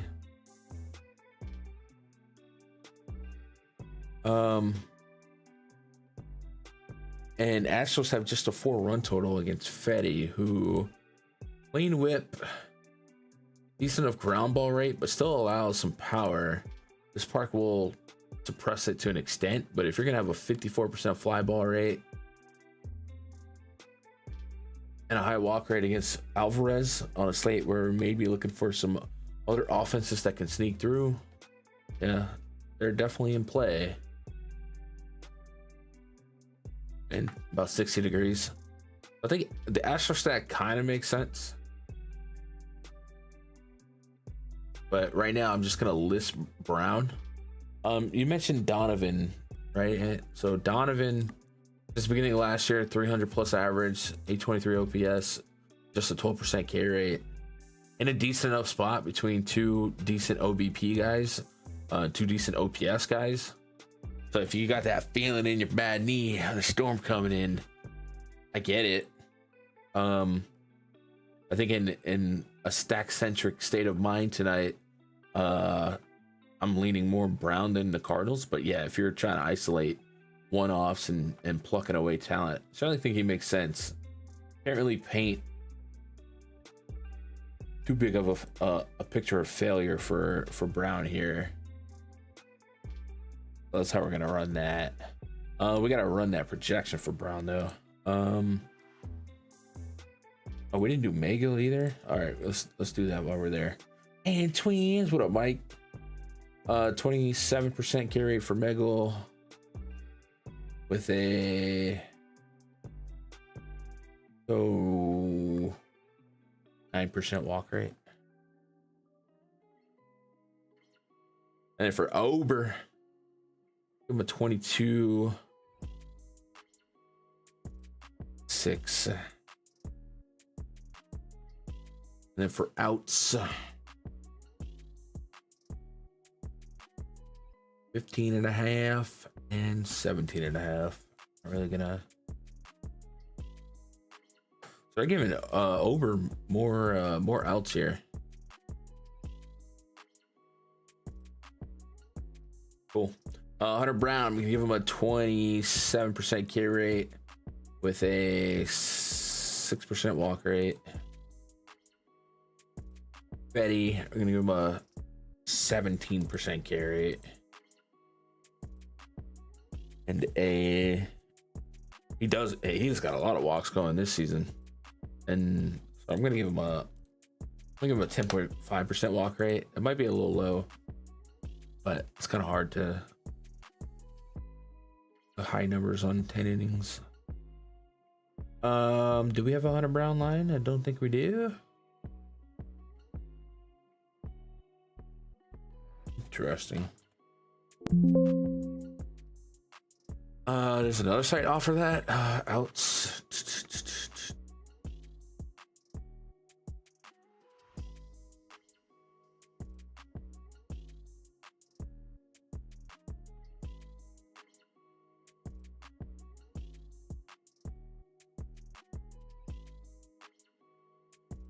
We don't have a line for that. Oh, we do. They have him at. I'm gonna give him 18. Or 17.5 is the low one. I'm gonna give him 18. That means it's probably 18.5. And then Fetty's at 17.5. I'm gonna go 18.5 for Hunter Brown, and then we'll go 17.5 for Fetty. Then I'm gonna give him a good chunk of a quality start. And we'll go from there. I got a couple more games. You guys vibe it out. Some of you guys might be new to the stream. Appreciate you guys stopping by. If I popped up on your recommended, hit that sub button, man. We're doing content for just about every baseball slate. A little bit different than other content that's out there, but we're still good vibes, I think. So if you guys want to hang out a little bit more often, you're welcome to be participants in chat. No egos here. I'm bouncing ideas off each other, and I'm literally just doing my research, but I have a camera on, and that's it. So not really polishing picks for you pre-flop and trying to sell you on them. We're really just researching the slate. Yeah, we are using the MLBgrind.com premium spreadsheet. If you guys want to add this to your daily repertoire of tools and data points and references, whatever, you can go to MLBgrind.com, click premium membership. There's week passes, month pass, season pass. That'll unlock the spreadsheet. That'll unlock the premium Discord. And I think if you can find an appreciation for the amount of research and work we're doing, the handcrafted pitcher projections, the formulas that chart out some some easy to access stuff. You know, not every day you're gonna have 2 or 3 hours to sit here with me. Some days you can just trust me. So all that's done daily. Go check that out, MLBgrind.com. Love to have you. We got 3 games left on this docket. We're going to get into this Angels and Rangers game. Angels 4.2 run total. Rangers 4.5. You say Kikuchi. I say Kakachi, bro. It's just what we do. Tyler Mahle is pitching for the Rangers. Kind of an overall low total, all things considered. Kikuchi so far this season, 21.6% K rate. Last couple of years, we could aggregate that up to like 1 and 4. The barrel rate's much higher this season. It's looking a little bit more like old Kikuchi. And the last 3 seasons, he's still giving up bombs to righties at a pretty decently high clip. So introducing him to a Rangers lineup with a couple of powerful bats that could dig into those stats. Adolis Garcia, Higashioka is a sneaky lefty matcher. Somebody that I used to enjoy with the Yankees. So we'll see if he cracks that lineup. With that said, let's go look at Kikuchi's game logs. See if we can't figure out not what we wanted. Not at all what we wanted. Stuff plus, there we go. Imanaga at 4Ks looks interesting. His K rate's been down so far. Yeah. There.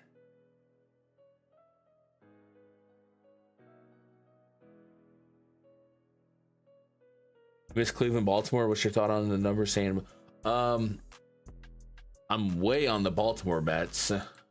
Cleveland is pretty top heavy. I can't ever get away from the few guys that make the most sense. But Charlie Morton's walk rate to lefties has been a problem, so he could set up the big inning. We got 7% below average and stuff plus. But basically, Kikuchi's given us 1 year of over 100 stuff plus. But it's not great. Then if we go game logging it up, late discipline on Kikuchi. Back-to-back games with single-digit swinging strike rates. St. Louis, Tampa Bay. Guess while we're here in the Kikuchi lab, see if his pitches are producing different results than they should, or if he's being properly punished. Well, his four-seamer's offering a 500 slug right now with a 304 expected slug, 303 expected WOBA, and he's got a 409 WOBA. 28% whip last year. That was pretty in line with that. Looks like he might be a little bit unlucky with that fastball so far. Expected slug's crazy on the slider. Same with the changeup.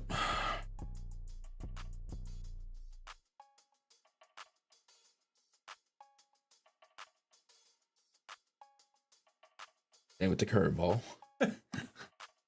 Looks like all his secondary pitches should be getting punished. And he's a little unlucky on the four-seamer, but it's not like it's elite. What's the velo difference, if any? This year 94.4 in the four-seamer. He's down a mile an hour on the four-seamer. Slider is down a mile an hour. And again, this could be first month of the year. You got to stretch it back up type stuff. But that's what we got to go off of, yeah. Changeup is down. But it looks like he's so far lost velocity in his pitch mix, which is also shaking up some of the results. But I'm willing to asterisk saying that, you know, sometimes pitchers' velo isn't there the first month or month and a half of the season. They work their way up as the months get hotter.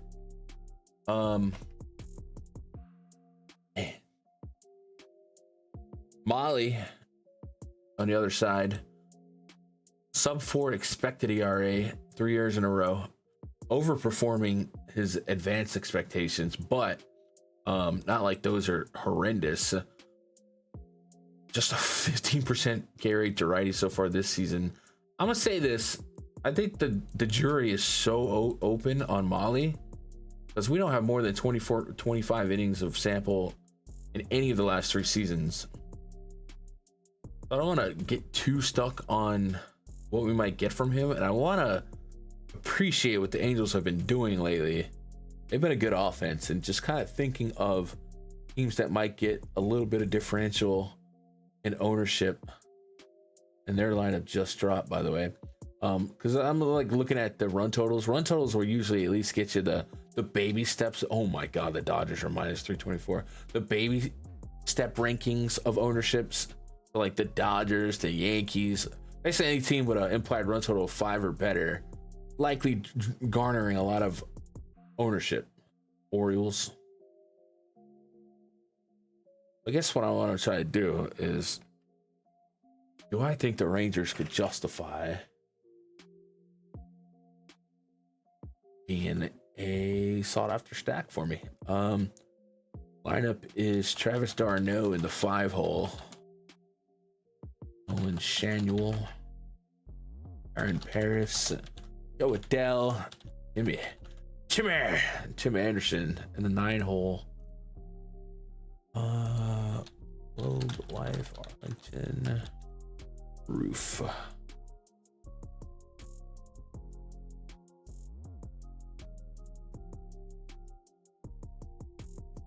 Via this Twitter account that would never lie to me, Roof is scheduled to be open for this evening's game against the Angels. So you get some of that Texas air. Roof is open.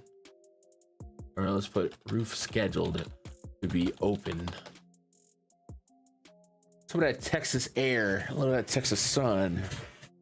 About an hour of the Texas sun. Might be good for the offenses, both sides. I think I'm gonna go Angels, Rangers. I think I'm not pitching either. Does anybody have a different read on Molly than I do? I just don't have a read at all. I guess just have to use what we know about the pitching. Bit of a sample size of results. Got a fastball under 92. That's a problem. Only 299 expected slug though. Good whiff rate on it. Splitter at 84. So a lot of low speed, which is not necessarily an instant pick on like you see with Kyle Hendricks. Sometimes that means soft contact. 551 expected slug on the splitter.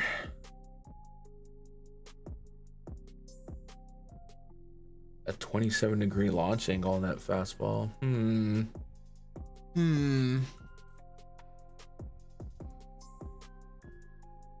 I don't know. I guess we just have to see more.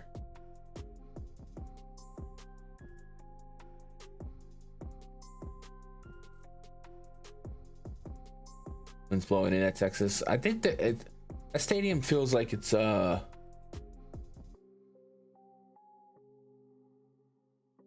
it's just a roof, right? Like I don't know if it's walled off and the wind has a neutral effect. I'm more so interested in the heat getting in there. All right, I'm going offenses here.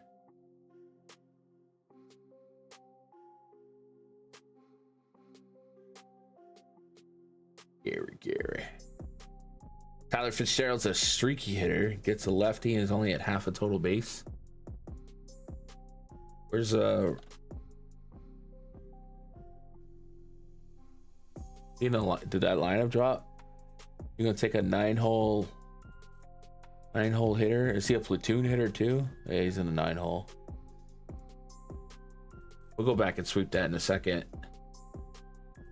I think Rich, I would say go see if, or you would know, does he get subbed out halfway through the game and you imply him for 4 to 5 at bats in the 9-hole, or should it be 3.5?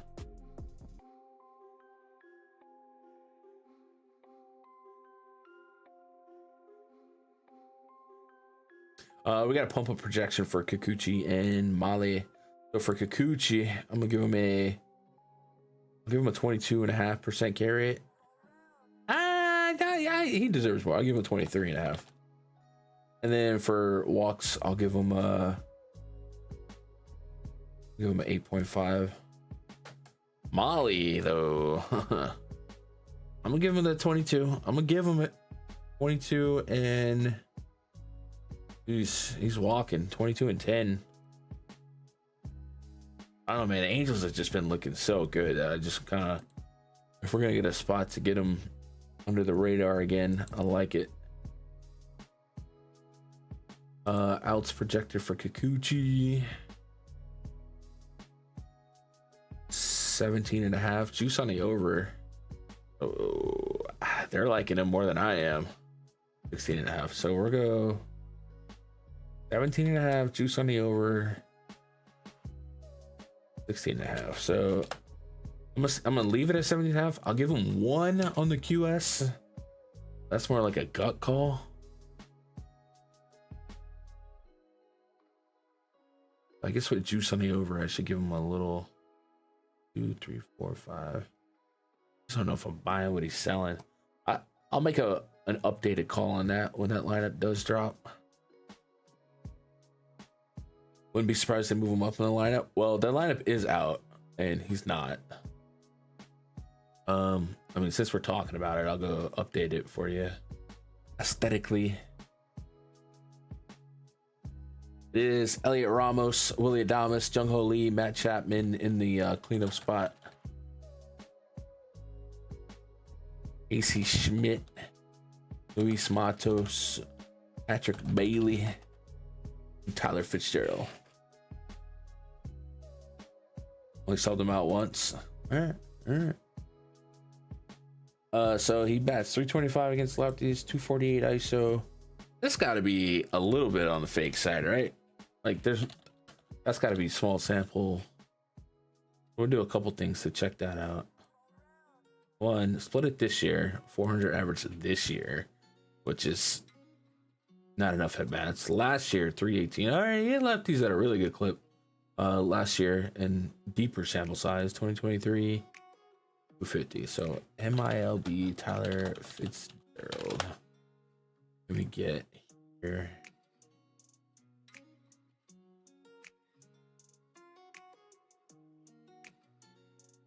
Last year against lefties, 336 average.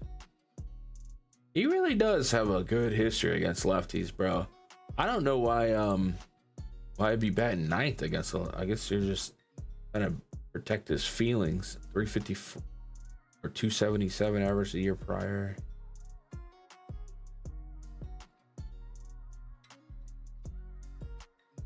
Half a base is what you're looking at in front of Elliot Ramos on the wraparound. I can see it. So if you're betting PrizePicks, I think you infer it as a minus 118, right?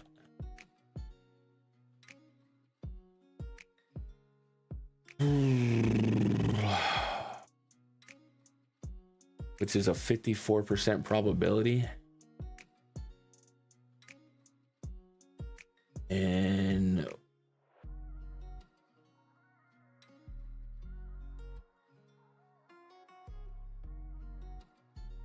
the Giants, do they even offer that in the books?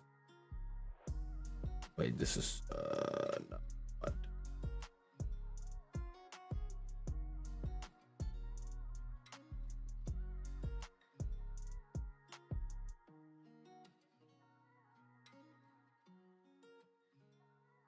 So it's actually a better line in that, because it's minus 125 on the books. So I guess hashtag value.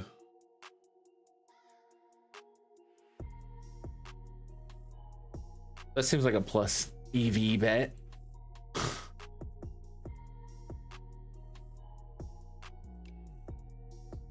Like second leadoff spot for that lineup. He was leading off last season. Yeah.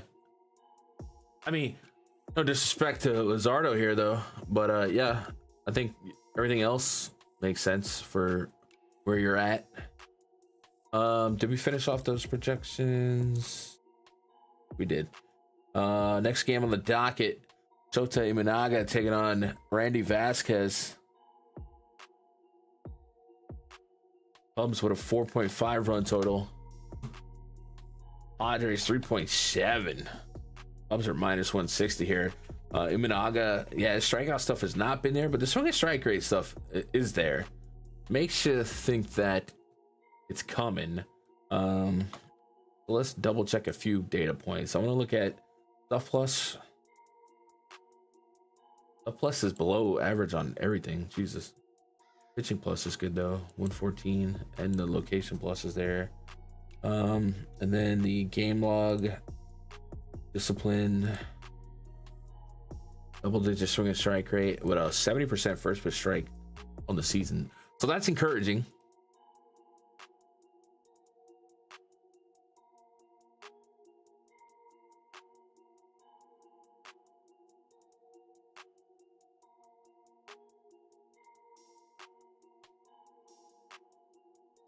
Four-seamer is a 579 expected slug. That's a problem. Fastball getting him in Jimmy Jam. The Padres, we've kind of discussed this a few times, and they did see them kind of muscle back. But since the beginning of last year, when you open it up a little bit, not the greatest against lefties. Just Machado and Jose Iglesias, who can be your hero, baby. And super positive, super plus, WRC plus. It's kind of crazy how different they are. But I personally think that's where the human element comes in, and you're like Fernando Tatis and Xander Bogaerts, and you're like these guys are more talented than that. So I don't know. I'm kind of on the fence here. What up, Ayo? Here. Most of his K's come from fastball splitter. Yeah, it looks like the fastball's a problem. Let's start with what we do know. We know we're not touching Randy Vasquez, not even if there's a fire. We know there's 1.72 ERAs, like the fake is fake of all fakes. 6.27 on the expected ERA, 7 plus Sierra, sub 10% K rate. Let's give him a 10% K rate. That's what we're gonna do. And for walk rate, we're gonna give him. My God, look at that walk rate. Jeez, let's give him 12%. This guy's bad. Not good. Not what you want. He's really not getting lefties to strike out. I think what we need to know is who might be coming behind him in the bullpen. Won't be Wandy Peralta, maybe. I don't know. A little former Yankee great. Jason Adam threw 21 pitches and a hold yesterday.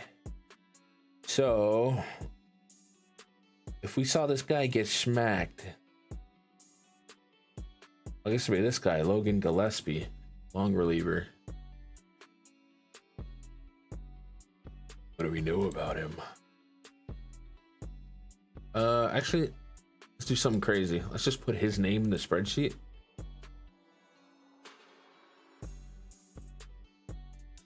Oh, we just don't have a sample. Okay, cool.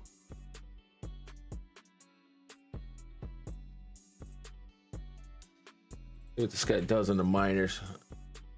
We're just kind of painting a narrative here, or painting a scenario where Randy gets beat up and doesn't go 3.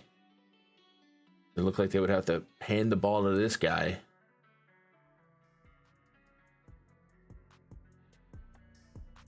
Who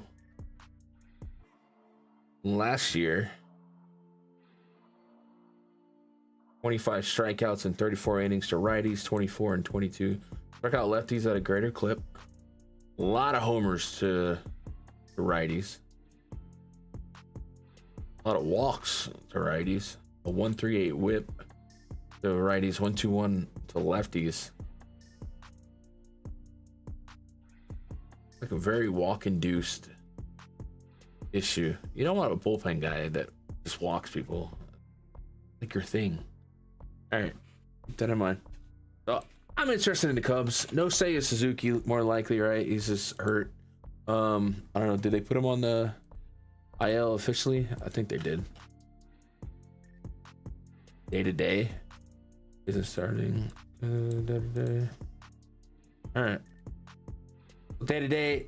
We'll see if Suzuki does make the lineup. If he doesn't, though, Michael Busch has been killing it. Kyle Tucker's the cover boy. Vasquez doesn't give up a homer to lefty yet, but that's just luck more than anything. Last year and the year prior, a 1.5 aggregate homer per 9.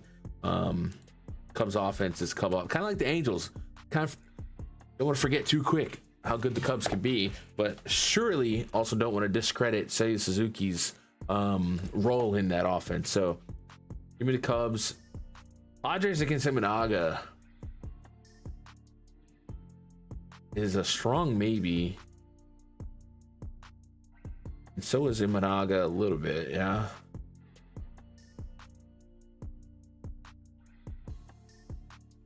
should be back by Friday. Okay. Hey, at that point I would have just put him on a retroactive IL. Bring somebody else up.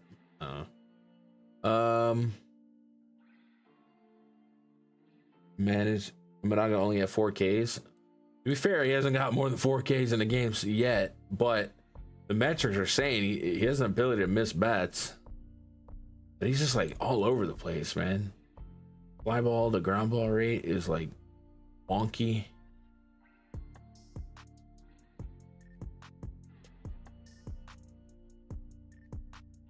I think the back end of a 150, maybe. He has faced this Padres team already. We'll look at the specifics of that one. 11% swinging strike, so the lowest swinging strike rate of the season so far. 70% first pitch strike.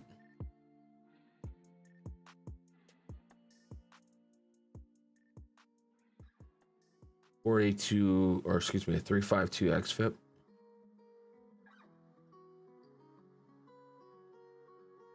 Maybe the back end of a 150. I'm gonna go Padres. Padres and Cubs.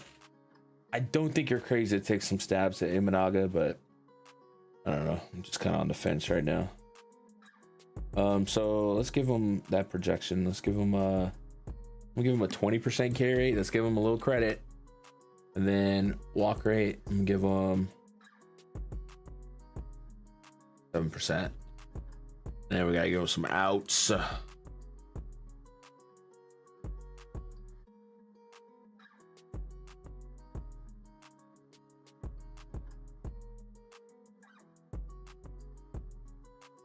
Good. I mean, I guess he's juiced down. So 18 outs for him. 16 for Randy. Oh no, under. Okay. 18 and 15.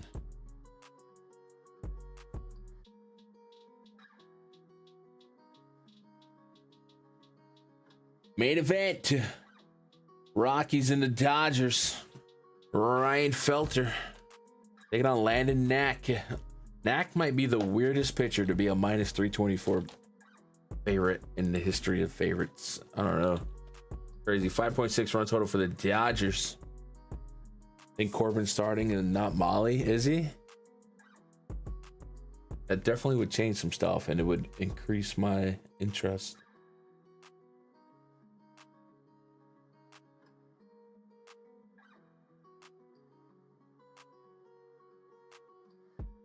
I don't know. I got Molly right now. Did something just drop about Corbin? We'll freeze that for a second. If something comes out, let me know. Let's chop it up this. All right, Feltner is just, we're not pitching against the Dodgers on a day where every team plays. So we're going Dodgers, obviously, right off the rip. Knack. Going back to last year, probably give him that 22% K rate. He might be somebody we got to go dip in the minors. Refreshing what we know about him.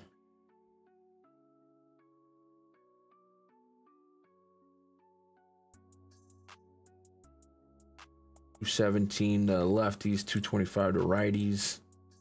8 bombs in 60 innings, 13 in 76 innings. So does have a little bit of a home run issue. A little bit, not crazy. A little bit of a walk issue. A little bit, not crazy. The whip is good though, so strikeouts are there. I guess I'd be curious to see what his pitches look like. But I don't think I stopped pitching anybody against the Rockies. Although after Dustin May left last night, Rockies all of a sudden want to act like Billy Bad just or making was it Trinan? Or no, Kirby Yates.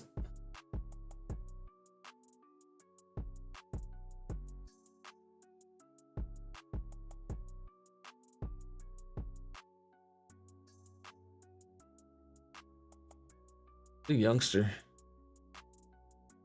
Not a velo, dude. 93.6. All these are pretty in line with last year. The expected slug on that fastball is a problem. 764 with a 559 expected wOBA. Now what you want.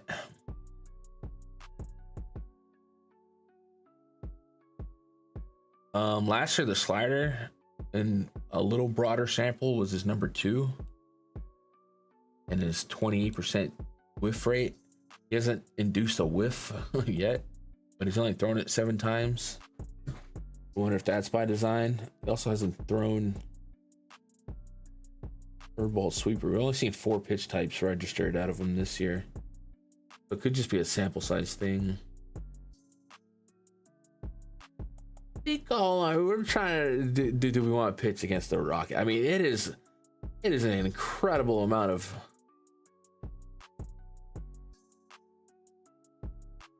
pitchers that have just looked so good against the Rockies.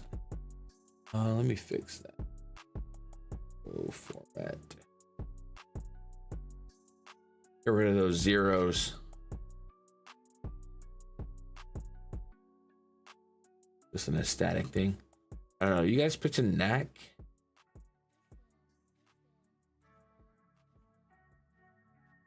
Guess we'll pull a projection out and then let that guide the way.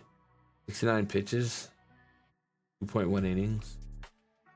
All right, we might push him to 80 pitches, but I'd like to see that a little bit higher. So maybe the lack of pitches will get us away from him. Let's go fill out the 21.5% K rate for Feltner. For walk rate, let's go 0.5. For Knack, we'll go 23% K rate. And walk rate, yeah, has been losing the zone. But these guys, I don't expect the Rockies to be that guy, pal. Outs recorded, Knack is at, he's plus money to go 15, so we'll give him 13.5. That right there will probably just straight up kill his projection. And then Filter at 15. And I guess since we're not expecting Knack to go through 5, who would come out in relief of him?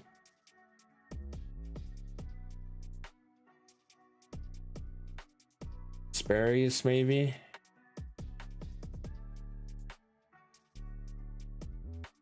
Garcia, maybe. We don't get what happened to Roki the other night, do we?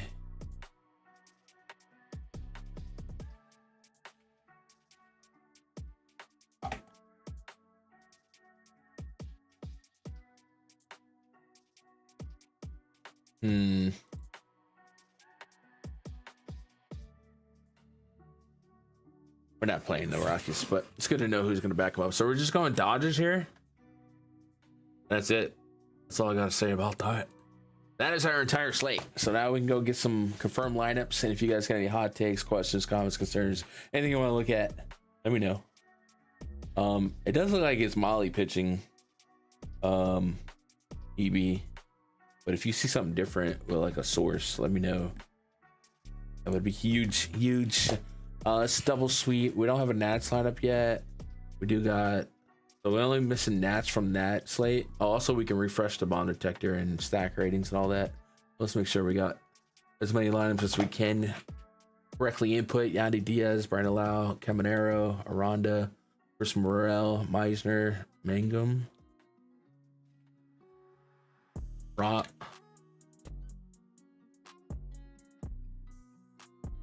Do you mean props like PrizePicks props, or I don't have the pulse on the market like that much, but I like PrizePicks fantasy props. Michael Garcia leading off for the Yankees. So we talked about this yesterday. This guy, not much for on base, but when he does, he can run. And I imagine get on base against Max Fried, even though he's a lefty. I like Michael, he's there to go generate some runs. If he gets on, though, that's easier said than done. Interesting lineup they've thrown out here.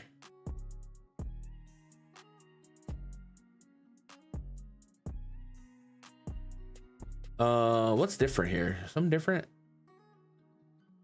Oh, no India, yeah. That's a net negative. But does diminish the strikeout average to under 20% aggregate. But you're not really playing Fried for a ton of strikeouts.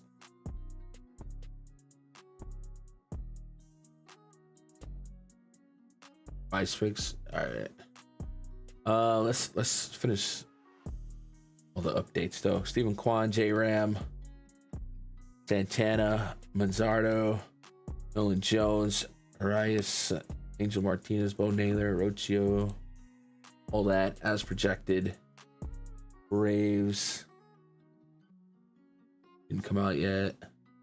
Hayes is out. We got Butler, Rooker, Soderstrom, Langoliers, Lede, Andujar, Wilson, Urshela, Muncy, White Sox, Vargas, Luis Robert, Sosa, Vaughn, Mydroff.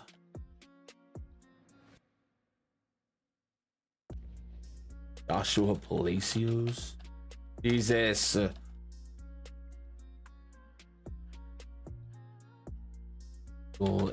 Taylor. This lineup gets who's that real quick, but it does suppress the amount of people that strike out a lot, I guess. Brewers lineup came out. We got Jackson Churio back in a leadoff spot. Bryce Turang in the 2-hole. They're using him everywhere. Yelich in the cleanup spot. They're going righty lefty. Reese Hoskins, Al Frelick. Oh yeah, they are balancing it out. Two lefties there though. Oliver Dunn. Nothing significant. Age-wise, Mets lineup. Lindor, Soto, Alonso, Marte. Marte's batting cleanup. Brandon Nimmo. Mark Vientos. Luis Torrens, Tyrone Taylor, Luis Angel Acuna, Julian Buxton Wallner at third. By France, Carlos Rea, Trevor Larnack, Ryan Jeffers, Blake Castro, former Yankee great Harrison Bader. Round things off. Oh yeah. Cardinals we already got. Angels we got. Rangers came out. Demian Seager, Jung, Adolis, Kevin Pillar. Speaking of sneaky lefty masters, going to Heim, and then my boy Higgy. Higgy. Can't you see? Sometimes your splits just hypnotize me, dude. I don't get it. Leody Taveras. Dude, I might be on the Rangers, bro. A little Cinderella stack. Pilar Higgy, there's some value right there. Look at that, 2,600. Woo! Woo! Don't do it to him. Don't do it to him. All right, now that that's in there, let's go get this main pitcher projection updated. Go get the stack rating updated. Yankees at the top, Dodgers up there as well. Let's go get the bomb detector updated. Judgy J-Ram is 2 on the bomb detector. Let's go look at that. Morton against lefties, high hard. Yeah, all right. I'm not gonna question it. I'm gonna hide the pitcher projection chart, I guess. Manzardo was up there too for Cleveland. Ezekiel's over. I don't know why this keeps happening. Aranda, Devers, pretty spread out bomb detector here. Couple Rockies surprisingly, but homie's sample size is pretty small. A lot of 4s today. It's looking like a day of the offense. Using Springs, Kikuchi, Pepiot, Morton, Flaherty, good for the slate or not? I feel like 2 guys on your list. I don't want to talk you off them if you're like, actually 3 guys. Kikuchi, Pepiot, and Morton are probably 3 guys I don't use. But that's for Pepiot. And again, don't let me be the one because I don't want him to do good and then you blame me. You know what I mean? But my reasoning would be the Red Sox are pretty good against righties on paper. It's a pitcher's or a hitter's park. It's outside. I just don't know what the upside is there for him in that spot. Kikuchi, I talked myself into circles on him, but so far this season, we've seen a decline in velocity and the roof's opening. Arlington is gonna be a little bit hot. I don't know. I just don't think he's that good. I think he was sub-average in all the stuff plus metrics that we looked at. So he's not gonna make my blender. But unlike the Red Sox, the Rangers on paper aren't that good in this split. So like, I get it. Flaherty, yeah, he's good. Springs, I don't mind him. He will be in my pool. He won't be my number 1. I think Hunter Brown's probably gonna be my number 1. But yeah, I'll have some Springs for sure. I'm looking at my main slate projections for DraftKings. It did give me Brown. It gave me some Gossman, Fried. And Springs came up there top 4. Kikuchi 6.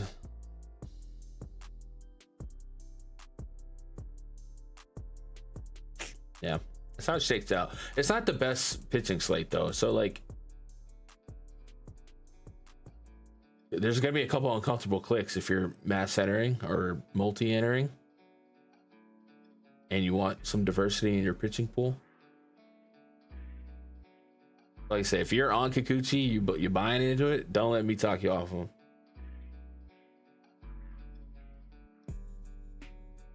All right, we were looking at you guys wanted props. I think what I like to do on big slates like this for PrizePicks, Rich, is I really like to go fantasy points. Because there's so many leadoff guys in great spots. I just kind of like attack leadoff guys. But looking at each game real quick, what pops? Corbin Carroll, I've already told you that dude is a fantasy point glitch. So I would probably want his over. Oh, he already went over. He was 7.5 when we talked about it earlier. I still take it, but yeah. A lot of people betting that up. Maybe I did it.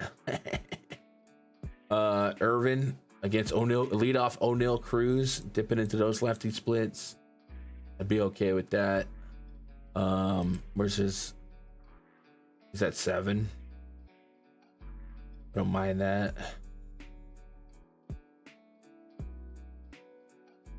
Ben Rice against Waka.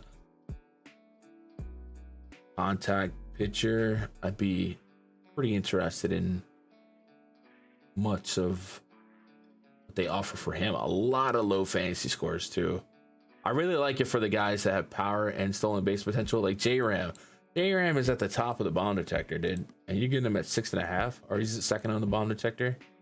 Against Morton, who walks lefties, and J-Ram can steal. So J-Ram feels like a great opportunity as a road 2-hole hitter in a plus environment.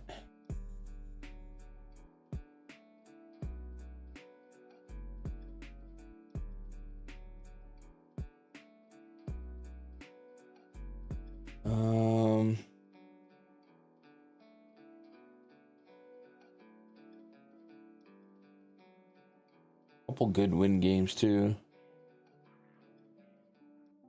I think I would go back to the Orioles too. Jordan Westberg, did he get a decent might even stack Orioles on that slip. But Westberg and Rushman's at 6. Westberg I think is a little multi, but I guess you're not getting a shot at him for that. If you can't get hitter fantasy, my next favorite thing to bet on PrizePicks is hits plus runs plus RBIs, especially for those leadoff guys. So if you can get Westberg at like 2.5, let me just control F here. Westberg, you can demon him. Are you gonna bet? Oh, you have to play around with it, I guess. 2.5 I would probably take. You take the 1.5, but 2.5 I would probably take if you can't get his fantasy points. Then you probably can handcuff that to like Adley Rushman. And Tyler O'Neill's looking like a snack, right? Where's O'Neill at in the bomb detector? He is not currently loaded. That is a problem. Let's fix that.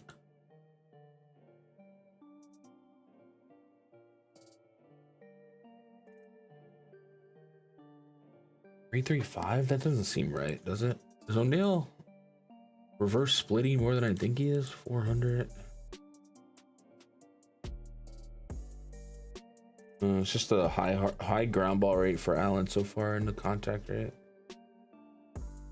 But O'Neill's a beast, so. Carroll, J-Ram, Westberg.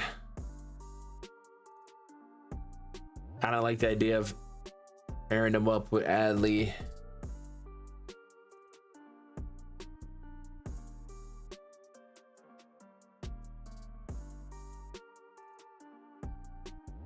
I like these early games a little bit more for offense than I do the late games.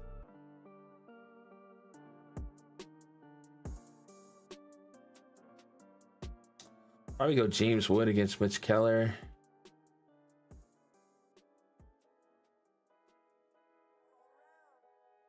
Advantage of that, the dude is on one. Do we get his fantasy? We do.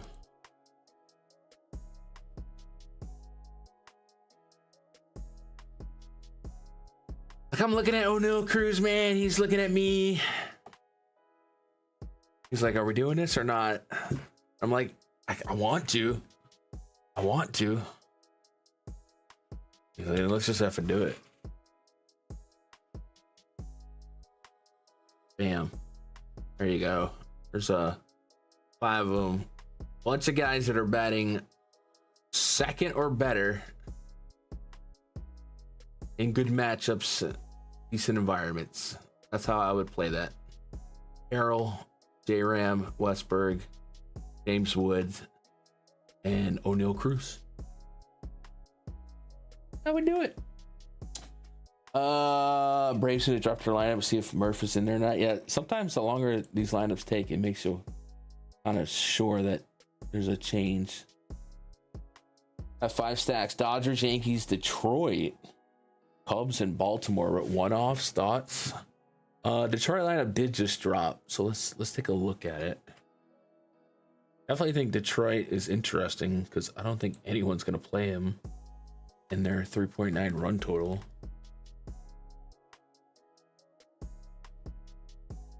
but I get it.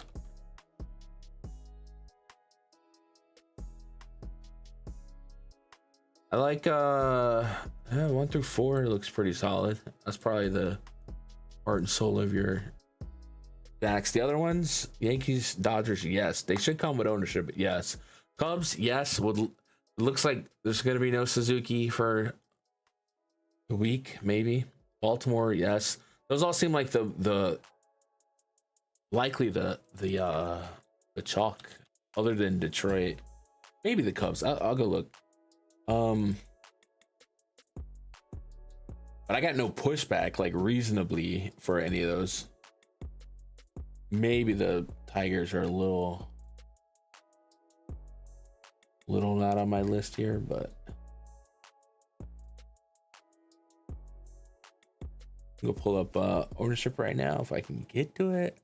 No, it's a little pain in the butt.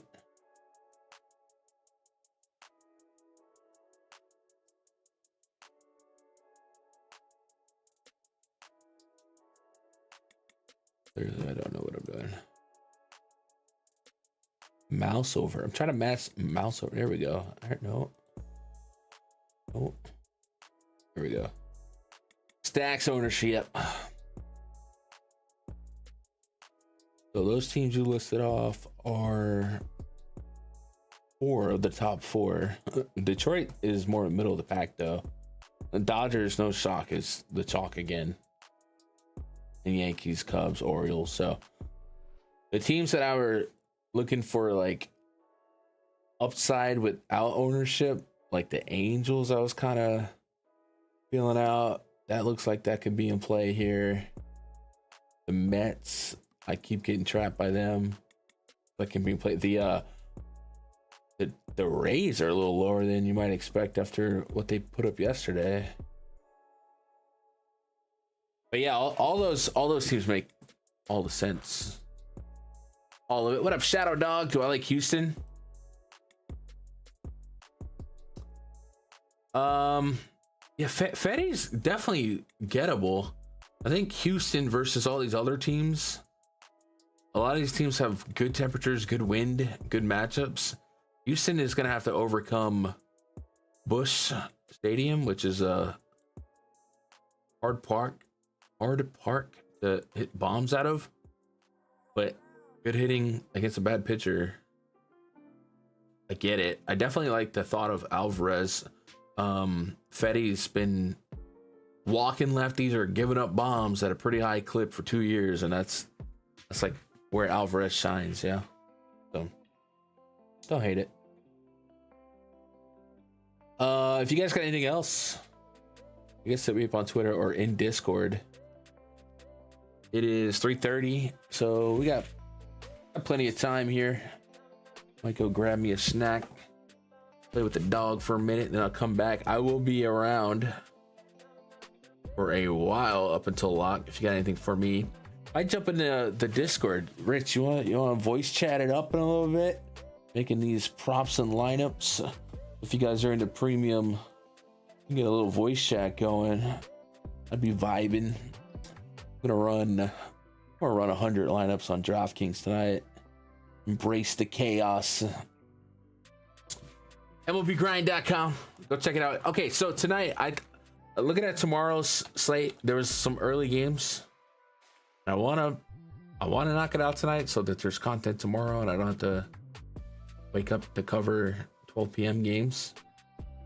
But there's a new Fortnite reload map, man. So maybe tonight around 10-11 my time would be where I want to knock that out. I guess that's the goal. The goal for me is to throw a stream up tonight to knock out tomorrow,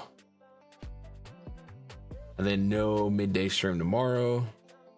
And that's probably the goal for the rest of the week, is to knock out night streams, and then maybe we come back on Monday and Tuesday. Monday's got a random early game. Monday and Tuesday. So that's a loose thought. So I'll catch you guys on the flip side. Hey, hit that thumbs up on your way out. Double check, make sure you're subscribed. Otherwise, I appreciate you making a little bit of my time, maybe a little bit of your time. I hope you guys crush it tonight. Good luck. God bless. Go win some money.